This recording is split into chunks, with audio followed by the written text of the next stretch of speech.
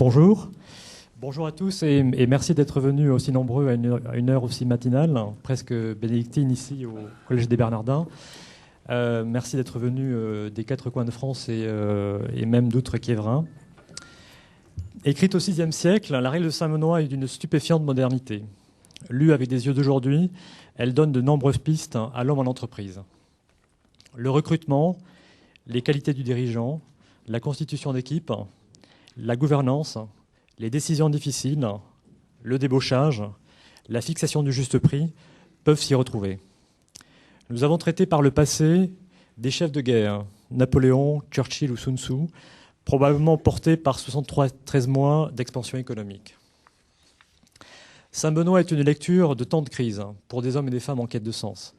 Face à la brutalité du capitalisme, à l'amplitude de ces crises et des sociétés en recherche de repères, parfois déboussolées sinon brisées, la simplicité et la douceur de la règle, rien de dur ni de difficile, dit-elle en préambule, est un appel.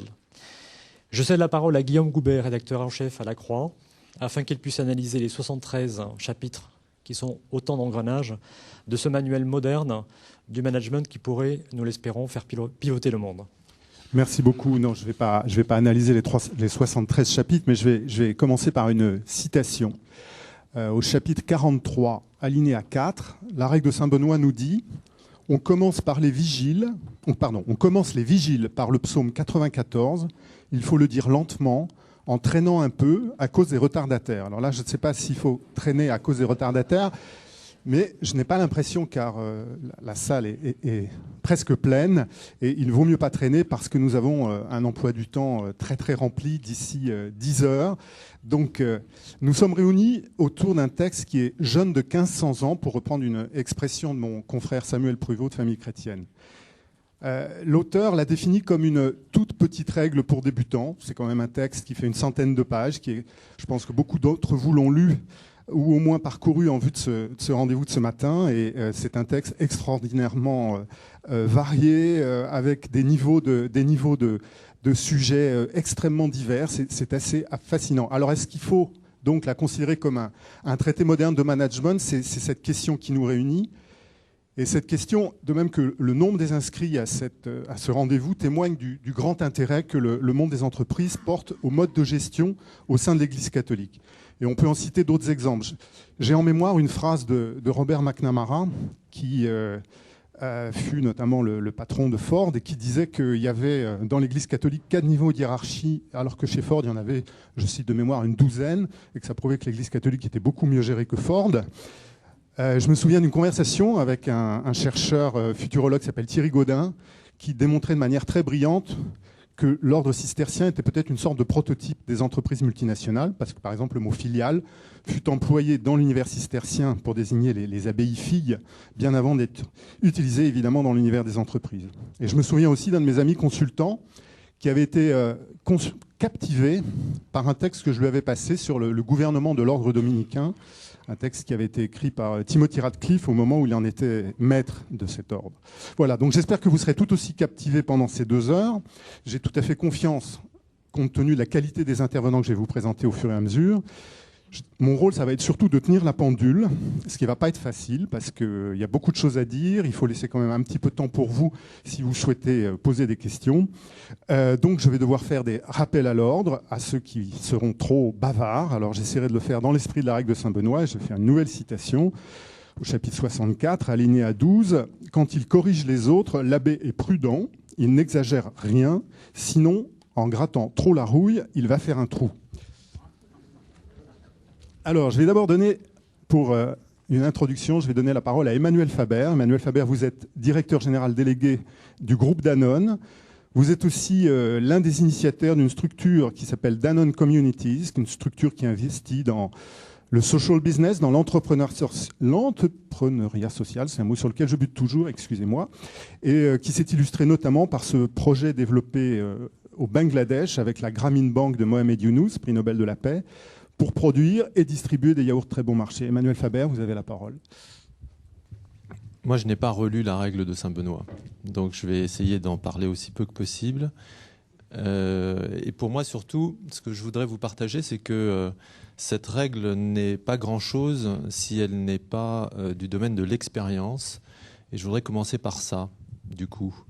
L'expérience de la règle de Saint-Benoît, pour moi, ça a été la rencontre lorsque j'étais adolescent avec une communauté, toute petite communauté de frères bénédictins qui, après avoir été chassés après la Révolution de l'abbaye de Ganagoby en Haute-Provence, s'étaient réfugiés à Hautecombe pendant plusieurs siècles et ont choisi, il y a 25 ans maintenant, de revenir sur les lieux de la fondation à Ganagoby, sur un plateau qui domine la Durance.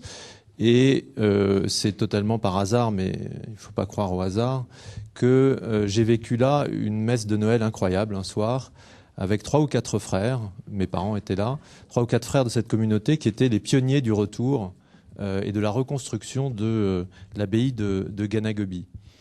Je cite ça pour commencer parce que pour moi tout est signe dans la façon dont la règle est incarnée et toute rencontre avec l'habit monastique, avec le lieu monastique, fait pour moi partie de l'expérience de la règle.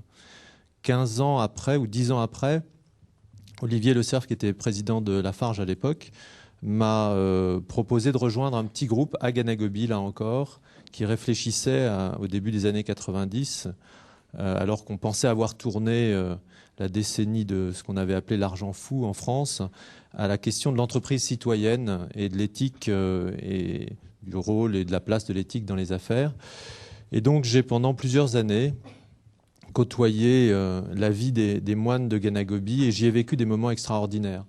Pour moi, la règle de Saint-Benoît, telle qu'elle me vient ce matin et que j'ai envie de vous la partager, c'est l'arrivée tard le soir, à la nuit tombée, sur ce plateau balayé par le vent de Haute-Provence, le silence des étoiles, cette haute muraille du monastère qui dit à la fois tant sur ce qui est à l'intérieur et sur la représentation de l'univers et de la création qu'il est lui-même, la porte cochère qui a vocation un jour ou l'autre à s'ouvrir, et ce soir-là, lorsqu'on tire la cloche, il y a un ray de lumière sous la porte, quelques pas, et le visage du père hôtelier qui s'illumine et qui vous dit « Nous vous attendions, Emmanuel ». Voilà, la règle de Saint-Benoît, c'est tout ce qui se passe à l'intérieur. Ensuite, c'est les laudes le matin, dans la clarté de la lumière provençale, c'est le travail au calme, paisible, autant que possible, interrompu par le rythme des offices, j'y reviendrai tout à l'heure. C'est le père abbé qui lave les mains des hôtes du monastère à l'eau tiède avant de passer à table dans le réfectoire, la lecture recto tono, l'après-midi qui s'écoule, le chapitre, le cloître réputé silencieux et qui ne l'est jamais. Beaucoup de choses jusqu'à cette bénédiction de l'abbé après compli dans la nuit qui est retombée, où en posant la main sur la tête de chacun, chacun est appelé à passer et à traverser cette nuit jusqu'au jour du lendemain, si ce jour est donné. Voilà, toutes ces expériences, c'est ce qui m'a autorisé ce matin à venir vous dire quelques mots en introduction de cette session. Et j'oublierai l'essentiel si je ne vous partageais pas le fait que j'ai eu surtout le privilège de vivre de très très près l'expérience de la règle de Saint-Benoît, parce que j'ai un frère qui a 1 an de moins que moi, qui depuis 25 ans souffre d'une psychose maniaco-dépressive et qui a, dans une vie que vous imaginez assez cabossée, trouvé un équilibre fragile, dans un chemin d'oblature bénédictine auprès de la communauté de Ganagoby. Depuis 2 ans, il est retourné dans les Hautes-Alpes, dans le village dans lequel nous avons grandi, pour faire du fromage à partir de 6 heures du matin. Et il prie de 2 heures à 6 heures du matin, pour le monde, pour vous, pour moi, pour ses frères les moines dont il dit à 6 heures qu'ils prennent le relais de la prière. Voilà. Dominique est mort il y a 2 mois, il avait 44 ans, et il est bien entendu avec moi pour parler de la règle ce matin. Alors, est-ce que c'est vraiment une utopie que d'oser évoquer le mot d'économie en le liant à la règle de Saint-Benoît?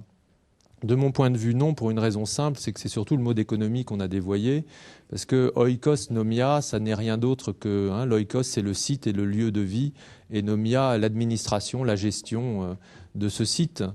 C'est l'art de vivre ensemble en quelque sorte. Et il n'est rien d'autre dit dans la règle, de mon point de vue, que l'art de vivre ensemble à l'intérieur d'un univers qui est à la fois clos et en même temps ouvert aux dimensions du monde qu'est le monastère. Si j'avais 3 choses de contenu à partager ce matin, je voudrais le faire de la façon suivante, en vraiment 3 petits points.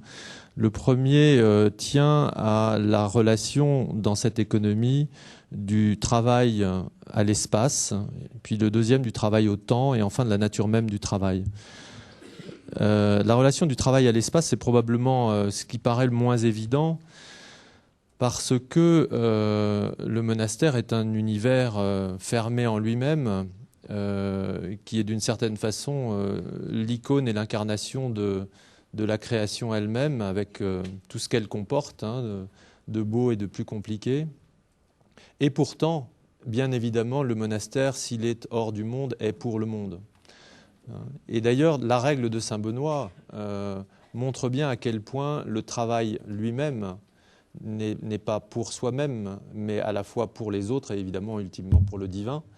Et donc, c'est un travail qui est partagé. Il dit déjà, dans la règle, ce travail est déjà orienté vers la destination universelle des biens. Il est déjà orienté vers le partage, il est déjà orienté vers l'extérieur du monastère, puisqu'il est dit de mémoire que lorsque les moines vendent le fruit de leur travail, ils doivent le faire à un prix légèrement inférieur à celui des séculiers.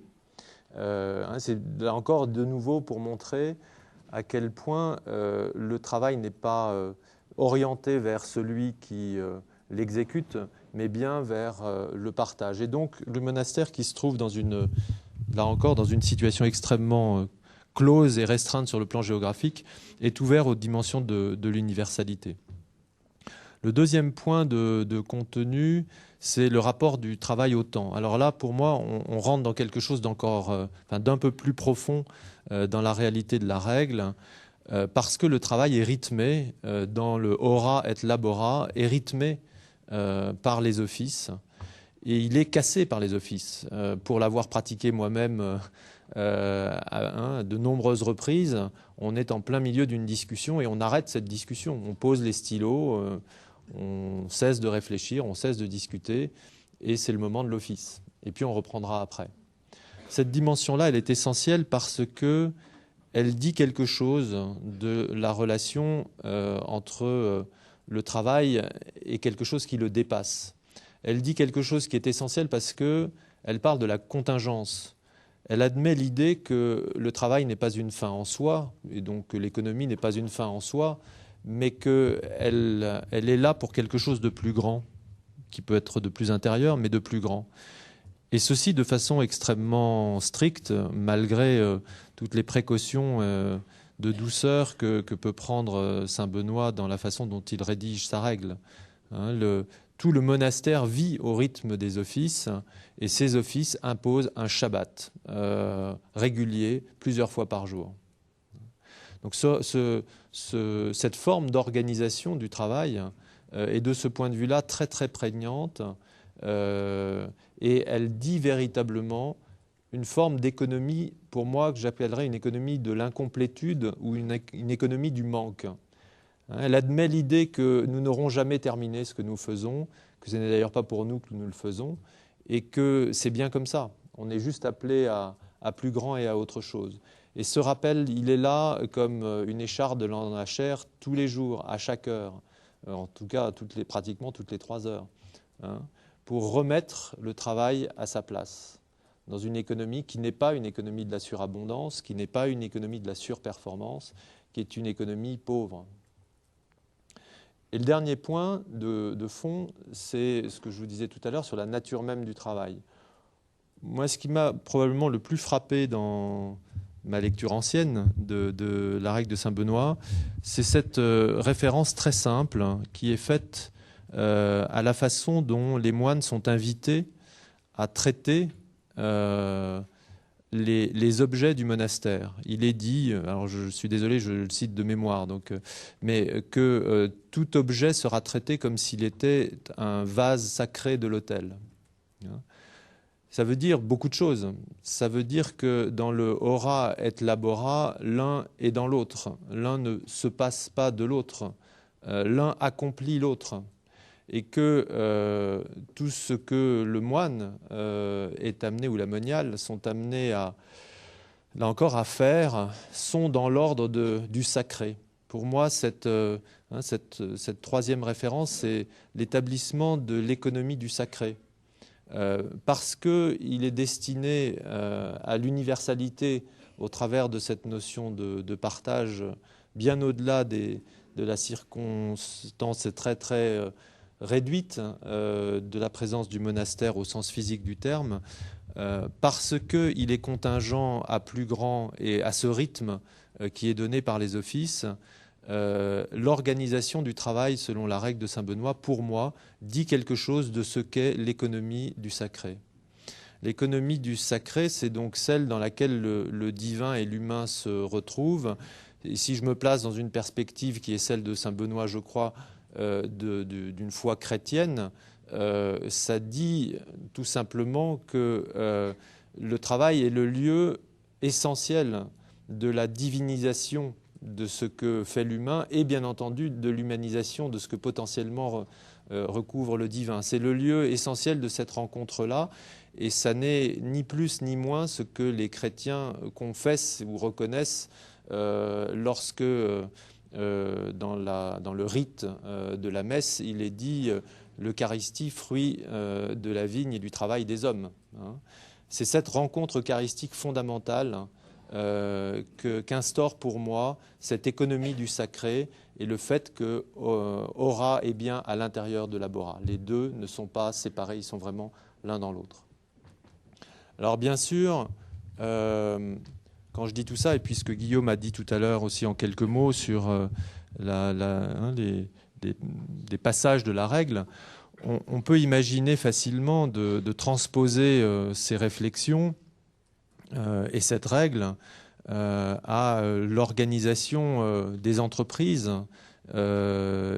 l'organisation du management. Il y a déjà 15 ans, à Ganagebi, certains d'entre nous, dans ce petit groupe de travail, évoquaient en un jeu de mots le management, et vous en reparlerez probablement aujourd'hui.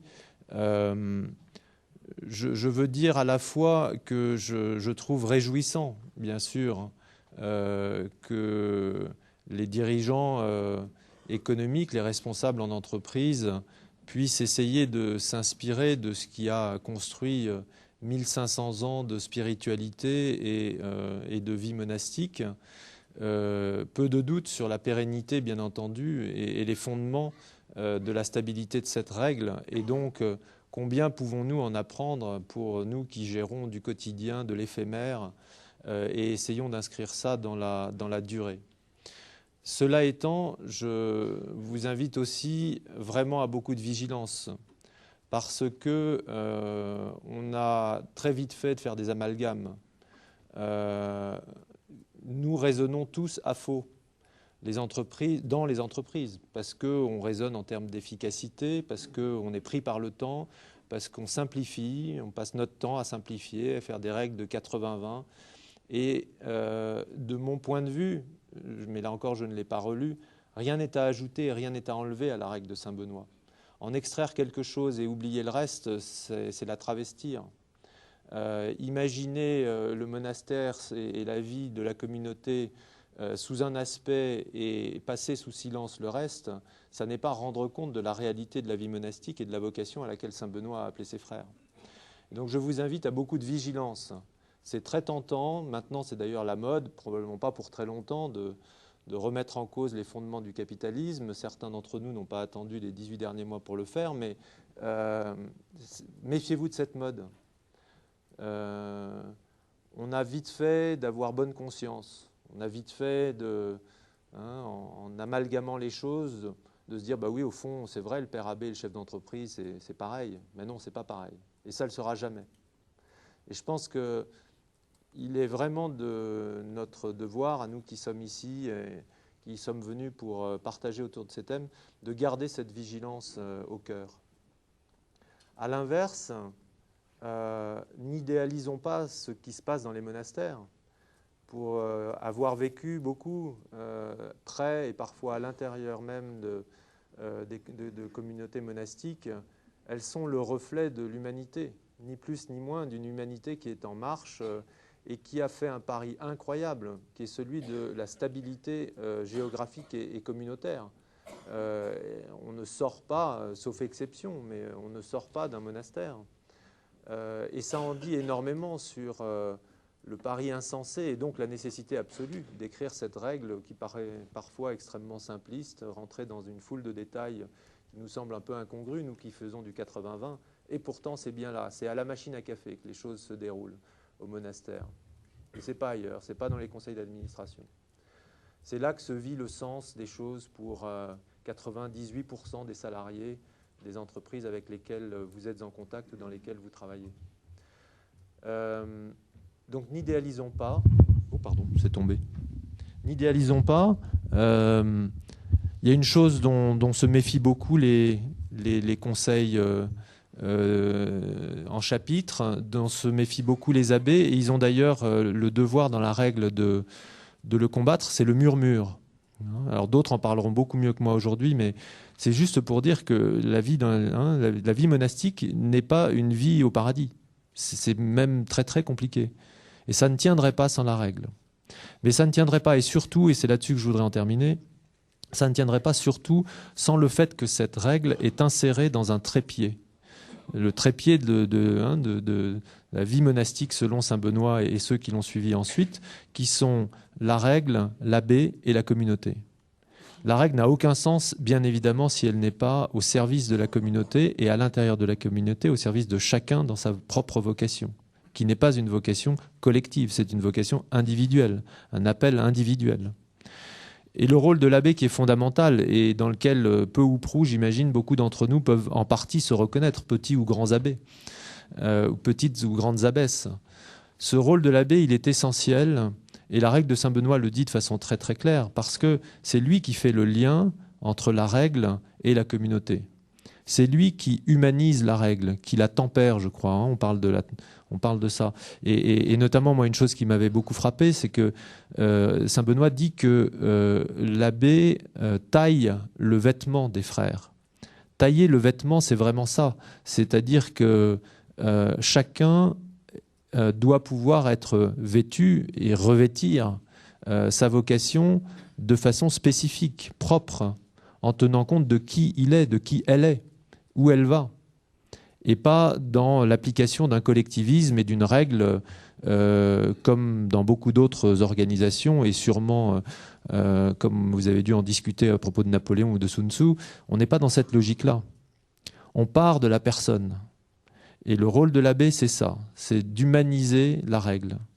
L'abbé tempère, modère, est prudent. Enfin, il y a beaucoup de choses qu'on retrouve dans la règle de saint Benoît qui dit ça. C'est essentiel parce que c'est ce qui fait fondamentalement que chacun va trouver sa vocation dans ce pari insensé de la stabilité à l'intérieur d'une même communauté.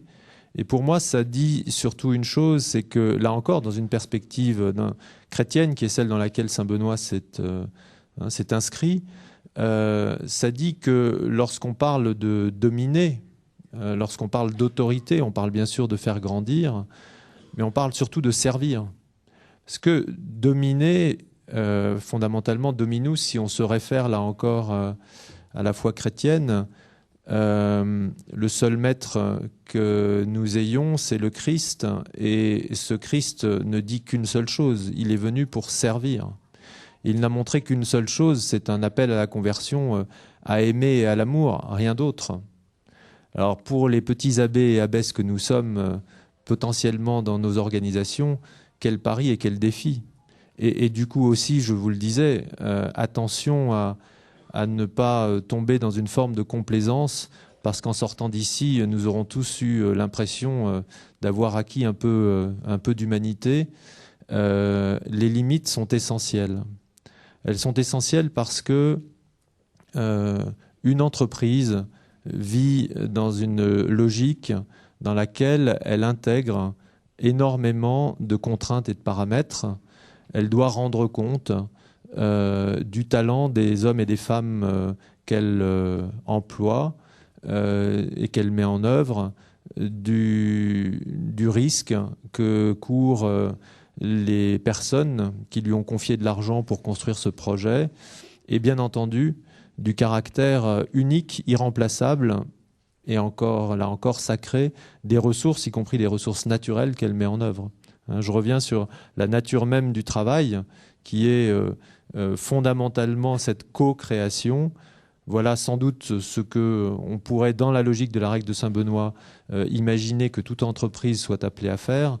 Entre ce que nous faisons tous les jours et cet appel, il y a un écart qui est, à mon avis, durable, qui nous invite simplement à une seule chose aussi, je crois, c'est que cette règle n'aura de sens et de puissance que si elle est un chemin pour chacun, à commencer par moi ce matin.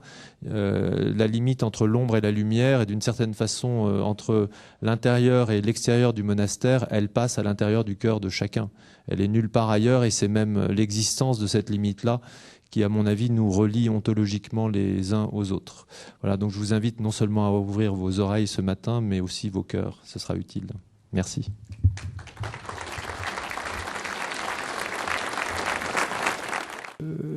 Je vais en quelque sorte sous-traiter l'animation de cette table ronde à Marc Deléritz, qui l'a préparée avec les deux autres intervenants, mais je vais quand même vous présenter les uns et les autres. Donc, Madame Anne-Marion Bouchacourt, vous êtes directrice des ressources humaines du groupe Société Générale. Alain Rault, vous êtes directeur des ressources humaines du groupe AXA, donc deux très grandes institutions, deux très grandes sociétés internationales dans le domaine de la banque et des services financiers et de l'assurance. Et puis vous-même, Marc Deléritz, vous êtes un des associés d'un grand cabinet de conseil en recrutement Egon Zehnder. Et on peut dire aussi que vous êtes président des Parcours Alpha, qui sont des parcours de formation à la vie chrétienne qui se déroulent en 10 rencontres. Voilà. Et qui connaissent actuellement un succès assez remarquable. Voilà, donc je vous laisse la parole, Marc. Très bien, merci. Bonjour à chacun. D'abord dire que c'est une joie immense d'être là, parce que je suis personnellement très redevable aux bénédictins, à la tradition bénédictine et à Saint-Benoît. C'est dans un monastère bénédictin, au sortir d'un monastère bénédictin, celui de Solesmes en l'espèce, où il y a 30 ans, j'ai découvert, alors que j'étais étudiant, que la foi chrétienne, c'est pas simplement une série de dogmes, de liturgie ou de morale, mais que c'est avant tout une relation avec un Dieu vivant, fort, et que mon conseil peut-être pour poursuivre celui d'Emmanuel Faber ce matin sur l'ouverture du cœur, mon conseil ce serait, si vous n'êtes pas jamais allé dans une abbaye bénédictine, vraiment allez-y, parce que vous n'en sortirez pas indemne. C'est la grandeur, si je peux dire comme ça, de Dieu dans la foi chrétienne, c'est que on sait où ça commence, on sait rarement où ça finit, et donc mon conseil c'est vraiment allez-y si vous n'y êtes jamais allé. Et si vous y êtes déjà allé, je pense pas que vous avez besoin du conseil d'y retourner. Donc c'est une première joie, c'est d'être là. La seconde, c'est que dans le travail que je fais, qui est de celui d'essayer de comprendre les hommes, les femmes, de les évaluer, de discerner ce que sont leurs talents, j'ai trouvé en travaillant dans cette règle et en vivant dans cette tradition une acuité de regard qui m'aide beaucoup et dont on va parler avec Anne-Marion Bouchacourt, Alain Rault dans un instant. Et puis une troisième raison de se réjouir pour moi d'être là, c'est que Guillaume Goubert en a dit un mot, ces Parcours Alpha dont on n'est pas venu ici pour parler, mais montrent qu'il y a dans la société française une soif extraordinaire de dimension spirituelle qui puisse être vécue de manière non spécifiquement religieuse ou confessionnelle. On a avec mon épouse Florence et puis toute une équipe, depuis 4 ou 5 ans, servi plus de 1 million de dîners dans lesquels on parle de ces sujets du sens de la vie d'une manière religieuse d'une certaine façon, mais qui montre bien cette soif extraordinaire qu'il peut y avoir là-dedans. Alors, J'ai trouvé l'exercice, et je vous passerai ensuite la parole avec une première question, j'ai trouvé l'exercice de lire et relire cette règle en fait très difficile, et que nos amis de Premier Cercle ont été ambitieux et exigeants de nous proposer de nous retrouver là, tous les 3, tous les 6 ou tous les 8 ce matin devant vous. Parce que, pour deux raisons. D'abord parce que Emmanuel le montrait bien, il y a dans cette règle un grand nombre de trésors. Et le risque, en même temps, c'est de l'absolutiser, de la lire comme les pharisiens lisaient jadis l'Ancien Testament, c'est-à-dire en faisant un but en soi. Or, si on la prend littéralement, forcément, Paul nous dit, c'est la foi qui vivifie, la lettre est morte. Si on la prend littéralement, on risque simplement de se planter. Il y a quelques recommandations que j'aimerais garder, par exemple. Pour l'entreprise, il y a la recommandation du silence absolu pendant la sieste. Ça, peut-être qu'on pourrait retrouver ça dans nos entreprises aujourd'hui, mais c'est une première difficulté. Et la deuxième difficulté, c'est qu'on est là à en parler du point de vue du management, du point de vue de l'entreprise, et que en même temps cette règle est là entièrement pour, comme dit saint Benoît, édifier la maison de Dieu, et que regarder cette règle sans penser à Dieu ou parler à Dieu, qui n'est pas vraiment le premier objectif de cette réunion de ce matin, c'est en fait assez compliqué. Ça me rappelle un peu cette histoire du gars qui se promène en montagne, et puis il regarde les paysages, il voit toute cette nature splendide, et puis il glisse et il y a un précipice de 800 mètres à ses pieds, et il tombe vers une mort certaine. Il arrive à se raccrocher à un petit sapin qui est là, qui pend dans le vide, et il se dit: je vais m'écraser en bas. Et alors il dit d'une voix timide: il y a quelqu'un? Et il n'entend que l'écho qui répond: il y a quelqu'un, il y a quelqu'un, il y a quelqu'un. Et puis il redit: il y a quelqu'un? Et là, il entend une voix toute douce qui lui dit: oui, mon fils, je suis là, je suis ton Père du ciel, fais-moi confiance, lâche cette branche, et laisse-toi aller, je serai là pour te recueillir. Et là, il y a un petit silence, puis il dit: il n'y a pas quelqu'un d'autre? Et donc, le risque de cette règle, c'est de lire cette règle sans penser à Dieu, c'est d'être un peu comme ce gars-là qui dit: est-ce qu'il n'y a pas quelqu'un d'autre? Parce qu'en fait, elle est faite comme une espèce de super parcours, de parcours accéléré, de fast track, comme on dit dans nos maisons, de la vie chrétienne. Alors, la première question que j'avais envie de vous poser, elle part d'une citation de Benoît, qui lui-même cite le psaume en disant: quel est l'homme qui aime la vie et désire voir des jours heureux? C'est dans le prologue, et il cite un psaume en le reprenant. Alors ma première question, c'est celle à Anne, Alain, je ne sais pas dans quel sens vous voulez le dire. Est-ce que l'entreprise peut être un lieu de bonheur?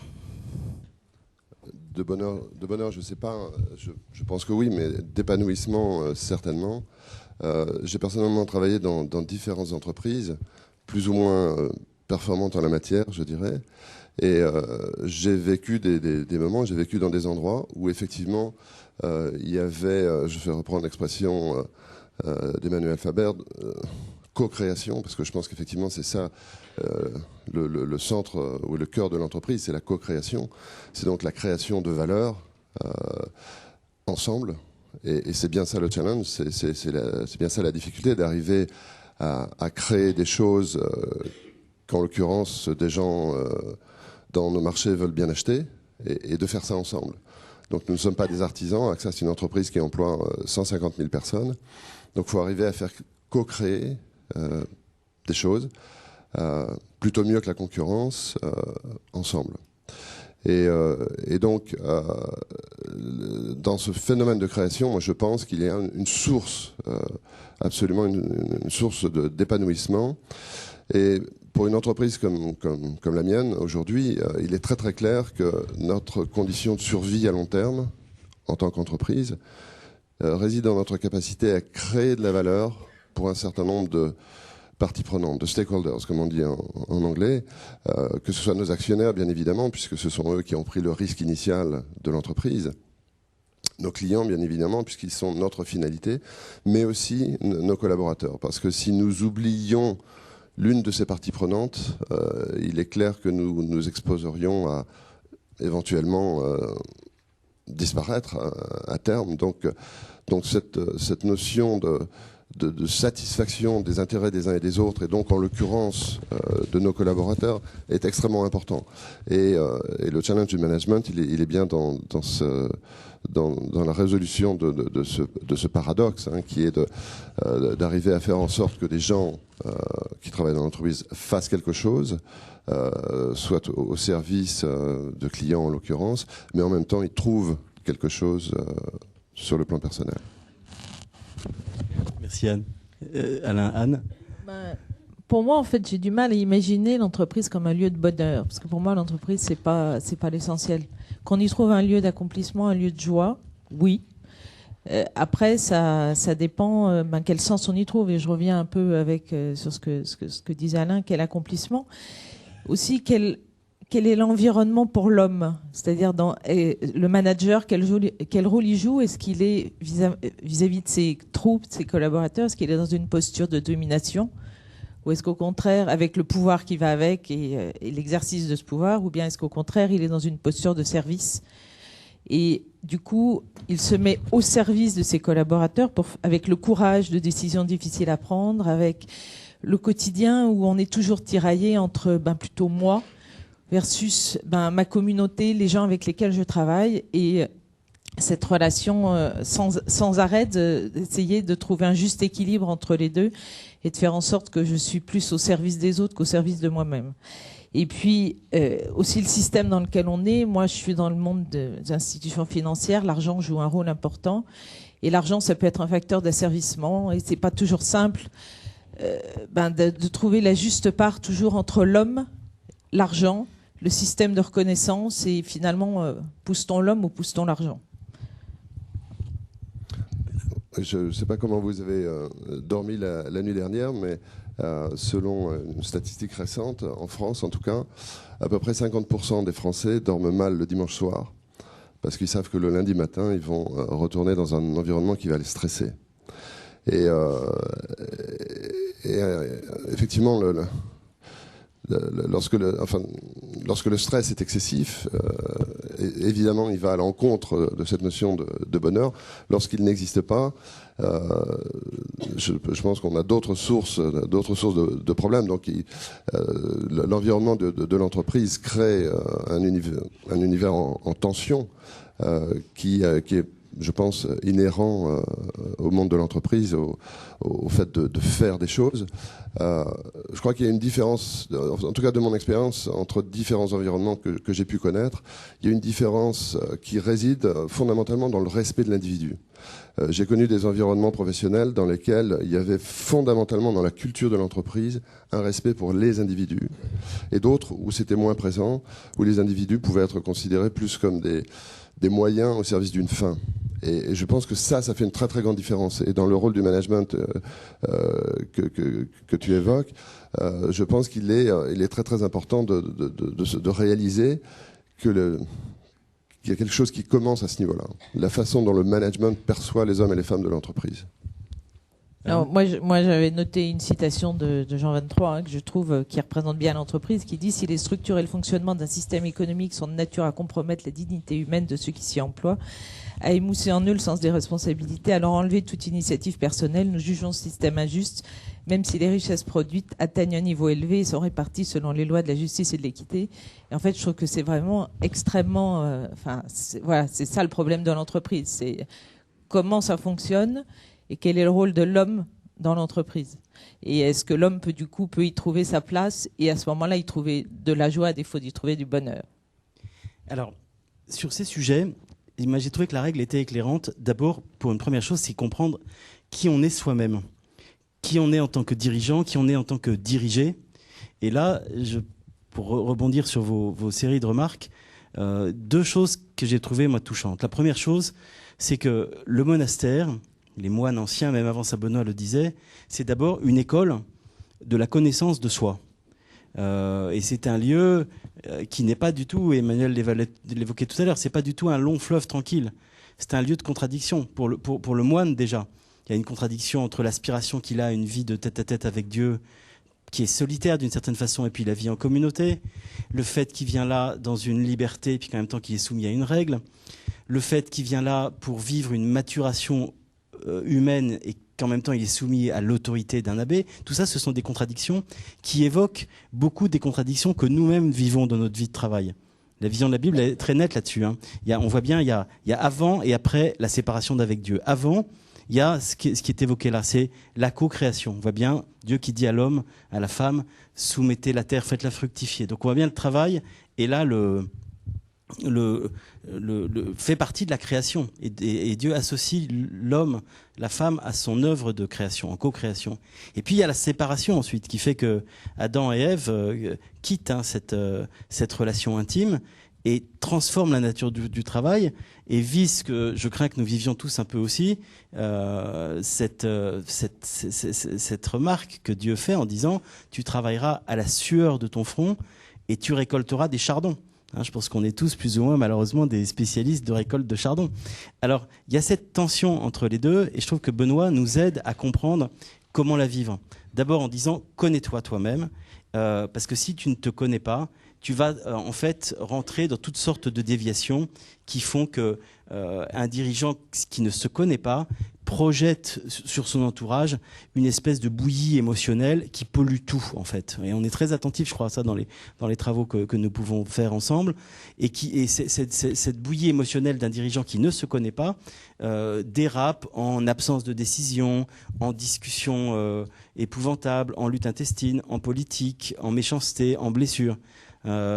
Edzard Reuter, qui est ancien patron de Daimler-Benz, disait qu'il pensait que le facteur qui avait fait perdre le plus de valeur à cette énorme entreprise industrielle, c'était la division du management. Donc il y a une première chose, c'est la connaissance de soi.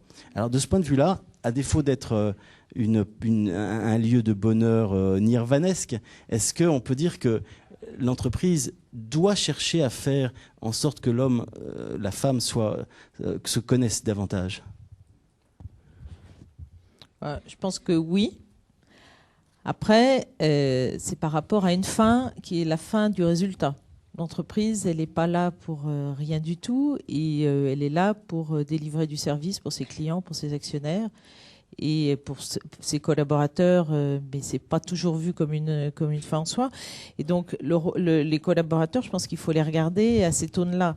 Et c'est vrai que, alors si je prends notre cas, nous, Société Générale, on avait une culture qui était basée, qui est toujours basée fortement sur le résultat, avec une recherche absolue de l'excellence, des gens qui sont, on dit en interne, des moines soldats, c'est-à-dire que c'est l'excellence avant tout. La responsabilité aussi, avec une forte culture d'entrepreneurs et des hommes qui trouvent le sens de ce qu'ils font dans le fait qu'ils peuvent innover, entreprendre, et que s'ils ont des idées intéressantes, on les poussera, on les aidera. Et puis l'ascenseur social. Et donc autour de ça, on pensait que ça suffisait à protéger l'entreprise, et en fait, on s'est rendu compte que c'était pas du tout suffisant, et que les risques, ils arrivaient autrement, et que ça passait par des perversions qu'on n'imaginait pas. Et en fait, du coup, aujourd'hui, on est arrivé à une mesure de la performance qui est différente. Et c'est des choses qu'on est en train de faire. Donc, c'est un plein changement pour l'entreprise. Et de se dire, il y a les résultats, mais il n'y a pas que les résultats. Et il y a aussi la façon dont les résultats sont faits. Et faire en sorte de regarder systématiquement, quand on évalue nos collaborateurs, le résultat, et puis les comportements qui vont avec. Et alors ça, on s'est inspiré d'AXA, sans le savoir, mais on s'est avéré qu'on s'est rendu compte qu'AXA faisait la même chose. Et moi, j'aime bien la phrase d'Alain Rowe, qui était venu témoigner chez nous, qui disait, finalement, la performance de demain, c'est le résultat d'aujourd'hui fois les comportements. Et en fait, on a pu constater que c'était effectivement quelque chose de très vrai. Et ce qu'on fait, parce que c'est bien gentil de décréter un changement, mais si on démarre par le haut, parce que là, il y a vocation d'exemplarité. Et donc, on commence par la direction générale, le comité exécutif, et puis ça descend dans la structure, et c'est des choses que nous sommes en train de faire, mais pour faire que, la culture, la façon de fonctionner, et aussi les attendus changent. Et pour donner un exemple, cette année, donc on a ce qu'on appelle un système qui est les futurs dirigeants. Donc, on prépare les dirigeants pour demain. Eh bien, on a mis en place un système de sélection où si vous n'avez pas le niveau de maturité attendu en matière de compétences comportementales, vous ne rentrez plus dedans. Et on a fait ça cette année pour la première fois. Je peux vous assurer que ça a couiné de tous les côtés, parce qu'évidemment, tous les patrons voulaient pousser leurs hommes, et on a refusé des gens. Et maintenant, on en parle partout. C'est-à-dire que ça va changer les comportements, ça va changer les attentes. Et le résultat, c'est pas la seule fin en soi. Il faut le faire, mais dans des logiques qui soient des logiques qui servent l'entreprise et puis qui servent le fait qu'elle dure. Oui, je peux simplement aller complètement dans le même sens. Et dans le cas d'AXA, donc il est très très clair que notre objectif, c'est de délivrer de la performance de haut niveau dans la durée. Et donc pour faire ça, comme tu le disais, la dimension culturelle de l'entreprise, elle est essentielle. Parce que si on a la bonne ou la mauvaise culture, on évolue de façon différente. Les exemples récents de scandales financiers ou même de très très grandes entreprises qui ont eu des problèmes significatifs, ces exemples, lorsqu'on les analyse, on trouve bien souvent la source de leurs problèmes à l'intérieur de la culture. Par exemple, lorsqu'il existe une culture de terreur dans une entreprise, et ça existe, les gens ont tendance à pas trop parler des mauvaises nouvelles. Jusqu'au moment où il y a une mauvaise nouvelle qui est un peu plus mauvaise que les autres et qui crée un gros problème à l'entreprise. Donc le fait de créer une culture qui soit aussi constructive que possible, qui soit aussi tournée vers la performance, mais dans le bon sens, c'est-à-dire effectivement en réalisant qu'une vraie performance, ce sont des résultats et des comportements qui respectent une culture, et que des résultats délivrés de la mauvaise façon, c'est pas de la performance, c'est un abus d'une certaine façon.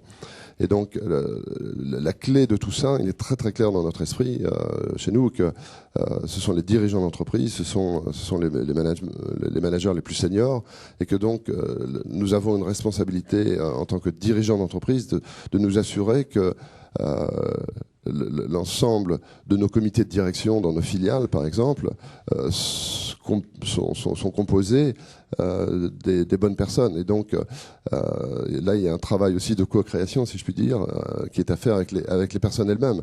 Et donc nous faisons tout un travail en permanence de réflexion sur les individus, d'évaluation, d'auto-évaluation, de façon à aider les personnes à se développer. Je me souviens et là aussi il y a effectivement un changement culturel. Je me souviens il y a quelques années d'une conversation que j'avais eue avec un de nos dirigeants très très prometteurs français, quarantaine d'années, qui m'avait dit tu sais, il y a un changement à opérer là, parce que en fait chez nous lorsque tu atteins un certain niveau, il faut réaliser que si quelqu'un vient te parler de ton propre développement, ça veut dire que tu as un problème. Et en fait non, le monde change, les circonstances changent, et donc la notion de développement elle doit devenir aussi naturelle que la notion de performance. Alors là-dessus, pour poursuivre la réflexion sur la manière de se connaître et de grandir, la règle nous pousse plus loin en fait que là où nous allons ordinairement, avec une philosophie qui est là très précise, qui apparaît de différentes manières, c'est « prends soin de toi ». Et ça se prend soin de toi, il vient d'une multitude de façons, dans la façon dont la vie est organisée, dont l'autorité est vécue. Et donc, ce prend soin de toi veille à développer les qualités spirituelles chez l'homme. Ce qui me touche, c'est que dans les travaux que nous faisons pour évaluer des dirigeants, c'est un de nos métiers chez Egon Zehnder, c'est qu'on se rend compte, on évalue plusieurs grandes qualités, les comportements dont Anne parlait, l'orientation résultat, la gestion du changement, le développement des hommes, la gestion des équipes. On se rend compte à un moment, on le vit quotidiennement dans nos travaux, qu'un très grand nombre de dirigeants, la plupart en fait des dirigeants, butent sur une espèce de plafond de verre qui fait qu'ils ne sont pas capables d'aller au-delà de ce qu'ils apprennent dans les écoles de commerce ou d'ingénieurs, ou dans ce qu'on leur a appris ensuite dans leurs premières années de carrière. Ils butent, pour être concret, toujours sur les mêmes sujets. En termes d'orientation de résultats, il y a un moment où on attend non seulement la capacité à délivrer un résultat, mais une capacité de créativité, d'inventivité, d'esprit pétillant. Bon, souvent, cet esprit manque et il est rarissime. Deuxième dimension ou deuxième exemple, dans le domaine de la gestion du changement, il y a un moment où c'est pas suffisant de vouloir impulser le changement ni de savoir l'expliquer. Il faut savoir mettre ses tripes sur la table pour emmener ensemble toute une organisation. Et vous êtes tous les deux dirigeants dans deux organisations qui sont globales, mondiales, avec plus de 150 000 personnes chacun. Donc il y a la capacité à donner ses émotions.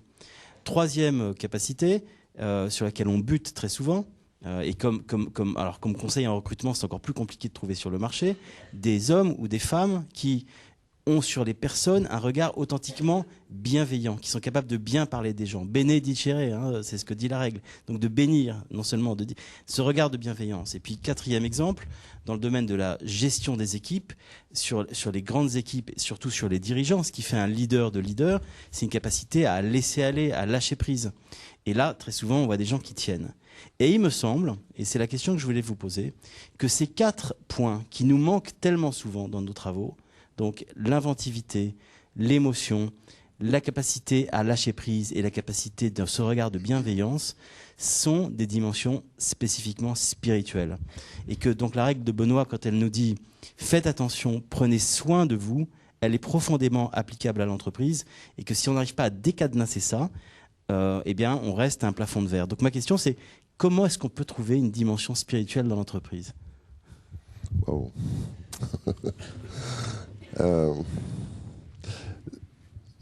Je pense que lorsqu'on sélectionne nos dirigeants, on s'intéresse effectivement à plus que leur capacité immédiate à délivrer du résultat, et qu'on s'intéresse à une dimension qui est supérieure. Je ne sais pas si elle est spirituelle, mais très clairement, on recherche des gens qui ont la capacité à inspirer autrui. Donc, tu parlais de dirigeants capables de diriger des dirigeants et de laisser aller. Ce que je crois, c'est que les gens qui sont capables de faire ça, fondamentalement, ils ont en eux une confiance en soi qui est importante. Et certains des comportements de management que l'on voit aujourd'hui et qui sont pas appropriés, qui peuvent conduire à certaines des difficultés qu'on peut lire dans la presse ces jours-ci, partent, je pense, d'un manque de confiance en soi qui fait que on a tendance à mettre en place des mécanismes de contrôle qui en fait brident l'entreprise, brident les individus et ne les laissent pas s'épanouir et donner le meilleur d'eux-mêmes. Et donc, je pense que cette confiance en soi et cette confiance en l'homme, avec un grand H, je pense qu'effectivement il y a quelque chose là. Alors, je ne sais pas si c'est de la spiritualité, je ne sais pas répondre à cette question en fait. Moi je rajouterais peut-être deux points. Je pense qu'il y a d'abord la dimension conscience éthique qui peut être une dimension une partie de la dimension spirituelle de l'homme, c'est-à-dire qu'on retrouve dans l'entreprise. C'est tous les jours les choix qu'on a à faire entre le bien et le mal, hein. C'est moi, mon égoïsme, mon profit, mon pouvoir, mes résultats, versus la communauté d'hommes avec laquelle je travaille, mes pairs, versus l'intérêt général aussi beaucoup. Et dans beaucoup de cas, vous voyez des décisions qui sont faites parce que ça m'avantage moi, versus l'intérêt général. Et vous avez à lutter contre ça. Et ça, je pense que cette capacité à se dire, moi manager, je fais le choix de l'autre, je fais le choix de la communauté plutôt que le choix de mon intérêt personnel et j'abandonne, hein, et ça fait, je reviens aux compétences de Marc, une des choses qu'on regarde justement qui est clé pour nos dirigeants demain, c'est leur capacité à ne pas toujours avoir raison, c'est-à-dire leur capacité à abandonner pour le compte de l'intérêt général des choses, et on leur demande des comptes là-dessus. C'est leur capacité à accepter un changement qui finalement va leur faire perdre une partie de territoire et de nouveau à abandonner quelque chose. Je pense que ce type de choix, je pense, ça touche à la dimension spirituelle de l'homme. Et puis, je pense que le deuxième choix, un autre aspect que j'évoquerais, c'est cette capacité à créer du sens. C'est-à-dire vers quoi vous entraînez les hommes. Est-ce que vous les entraînez que vers le résultat? Ou est-ce que vous les entraînez vers quelque chose qui vous dépasse, finalement, qui amène autre chose? Et un exemple que je vois, on a une forte culture d'ascenseur social, et donc dans cette lignée-là, j'avais été sollicitée par une association qui fait du coaching de jeunes qui sont bac+5, mais qui sont de banlieues difficiles, hein, ça s'appelle Nos quartiers ont des talents, et qui n'arrivent pas à trouver de boulot. Parce qu'ils savent juste pas comment faire, que dans un entretien ils disent ben, je suis disponible. C'est tout ce qu'ils savent vendre d'eux-mêmes. Et donc, on a posé des affiches aux ascenseurs. Il s'avère qu'on a tout de suite eu 200 parrains. C'est-à-dire qu'on est l'entreprise qui offre le plus grand nombre de parrains sur ça. Mais en fait, je pense ça reflète juste la dimension spirituelle de l'homme. C'est-à-dire que les gens ont besoin de se donner à quelque chose qui sert. Et oui, on retrouve ça. Et après, il faut trouver différentes dimensions dans l'entreprise qui permettent aux hommes d'exprimer ce sens et de faire que ils le vivent toujours. Marc, vous me permettez une question ? Quand on lit la règle, on est à la lumière de ce qui nous réunit ce matin. Par moments, on est extrêmement surpris. Et je voudrais prendre un exemple précis que je voudrais vous soumettre. Au chapitre 57, il est dit un frère artisan, il peut arriver ceci. Un frère artisan se croit grand parce qu'il fait bien son métier. Il pense qu'il rapporte quelque chose au monastère. Alors, on lui enlèvera ce travail et il ne s'en occupe plus, sauf s'il devient humble. Est-ce que c'est un type de question qui peut se poser dans des structures comme les vôtres ? Est-ce qu'on peut envisager de retirer une tâche à quelqu'un qui fait bien son boulot parce qu'il est bon, parce qu'il en tire trop de vanité ? Alors, ouais, fondamentalement, je crois que oui. C'est-à-dire que un danger pour une entreprise, pour des entreprises comme les nôtres, sont les gens qui se construisent des baronnies ou des fiefs et qui finissent par oublier qu'il y a un objectif qui est peut-être plus grand et qui est plus large que leur propre autosatisfaction. Le sujet de l'humilité, en fait, est un sujet j'évoquais avec Anne et avec Marc il y a quelque temps, le fait qu'on a lancé chez AXA un grand programme de développement du management qui va toucher en finale 10 000 managers. Et l'un des thèmes qu'on aborde avec eux, c'est le thème de l'humilité. Parce que fondamentalement, ce dont on s'est rendu compte que notre métier, même si c'est pas très connu, mais le métier des services financiers, de l'assurance, c'est un métier d'expertise, de grande expertise en fait. Et donc, on a bien naturellement eu tendance à promouvoir des experts, enfin à promouvoir les meilleurs techniciens, parce qu'ils savaient de quoi ils parlaient. Mais c'est un très très grand désavantage, c'est justement qu'ils savent de quoi ils parlent, et donc ils ont tendance à pas écouter. Et y compris les clients d'ailleurs. Et donc on a réalisé qu'il fallait absolument pousser dans l'entreprise cette notion d'humilité et ce positionnement d'apprenant plutôt que de sachant. Donc oui, je pense que c'est une question tout à fait pertinente pour le monde de l'entreprise. Et moi, je suis tout à fait d'accord. Nous, on a des batteries de polytechniciens. Des gens excellents. Le système scolaire leur a dit toute leur vie qu'ils étaient excellents. Et en fait, le problème, c'est que je pense que le monde de l'entreprise, c'est un monde qui est de plus en plus complexe. Il est international, il est multidimension et vous pouvez pas imaginer tout seul, tout maîtriser, c'est juste pas possible. Et du coup, il faut être capable d'entendre d'autres avis. Mais il faut les entendre. C'est-à-dire, c'est pas juste faire exprimer des choses et ne rien en tirer. C'est entendre, accepter de pas tout savoir aussi. Donc, de pas être en contrôle systématique tout le temps. Et ce qu'on voit, c'est que, les gens, les managers, ils ont tendance à penser que parce qu'ils contrôlent tout, ils sont meilleurs et puis ils protègent leur pouvoir aussi. Et en fait, c'est pareil. Je pense que c'est un élément qui est absolument clé pour nous, c'est de dire, et de faire passer ce message que l'humilité est clé parce que c'est aussi ce qui vous permet de capter les signaux faibles. C'est-à-dire dans un monde qui est si complexe, si vous n'êtes pas sans arrêt à l'écoute de ce que vous imaginez pas, eh bien vous saurez pas le capter, vous saurez pas le voir. Et c'est vrai que alors nous on a un corps social qui aime pas beaucoup l'arrogance en interne et qui fait qu'il y a une pression automatique sur les gens qui veulent toujours tout savoir. Maintenant, je veux dire, on est élevé comme ça. Enfin, moi, je reviens aussi sur notre système éducatif. On a un système éducatif qui pousse à penser qu'on est tous, c'est notre intelligence, notre excellence, et voilà. Et c'est une vraie éducation d'apprendre à dépasser ça. Là-dessus, sur l'humilité, on voit bien, elle a deux vertus au moins. La première, c'est celle de l'écoute. Et Jim Collins, que certains ont peut-être lu, qui a écrit un livre qui est dans les top 10 mondiaux, le seul livre de business dans les top 10 mondiaux, qui s'appelle From Good to Great en anglais, montre que un très grand patron, ce qu'il appelle un leader de niveau 5, ce qui le caractérise d'abord, avant tout, c'est l'humilité. Et il a fait une étude qui remonte sur 70 ans en disant quels sont les groupes qui ont surperformé par rapport à leurs meilleurs concurrents. C'est toujours ceux dont les dirigeants sont humbles. Donc ça, c'est une première vertu, c'est à cause de l'écoute. Mais il y a une seconde vertu de l'humilité, ça, et la règle y insiste beaucoup. Vous savez que humilité, ça vient du mot humus, la terre. Cette conscience que tu es, comme dit l'Écriture, que tu es né de la poussière et que tu retourneras à la poussière.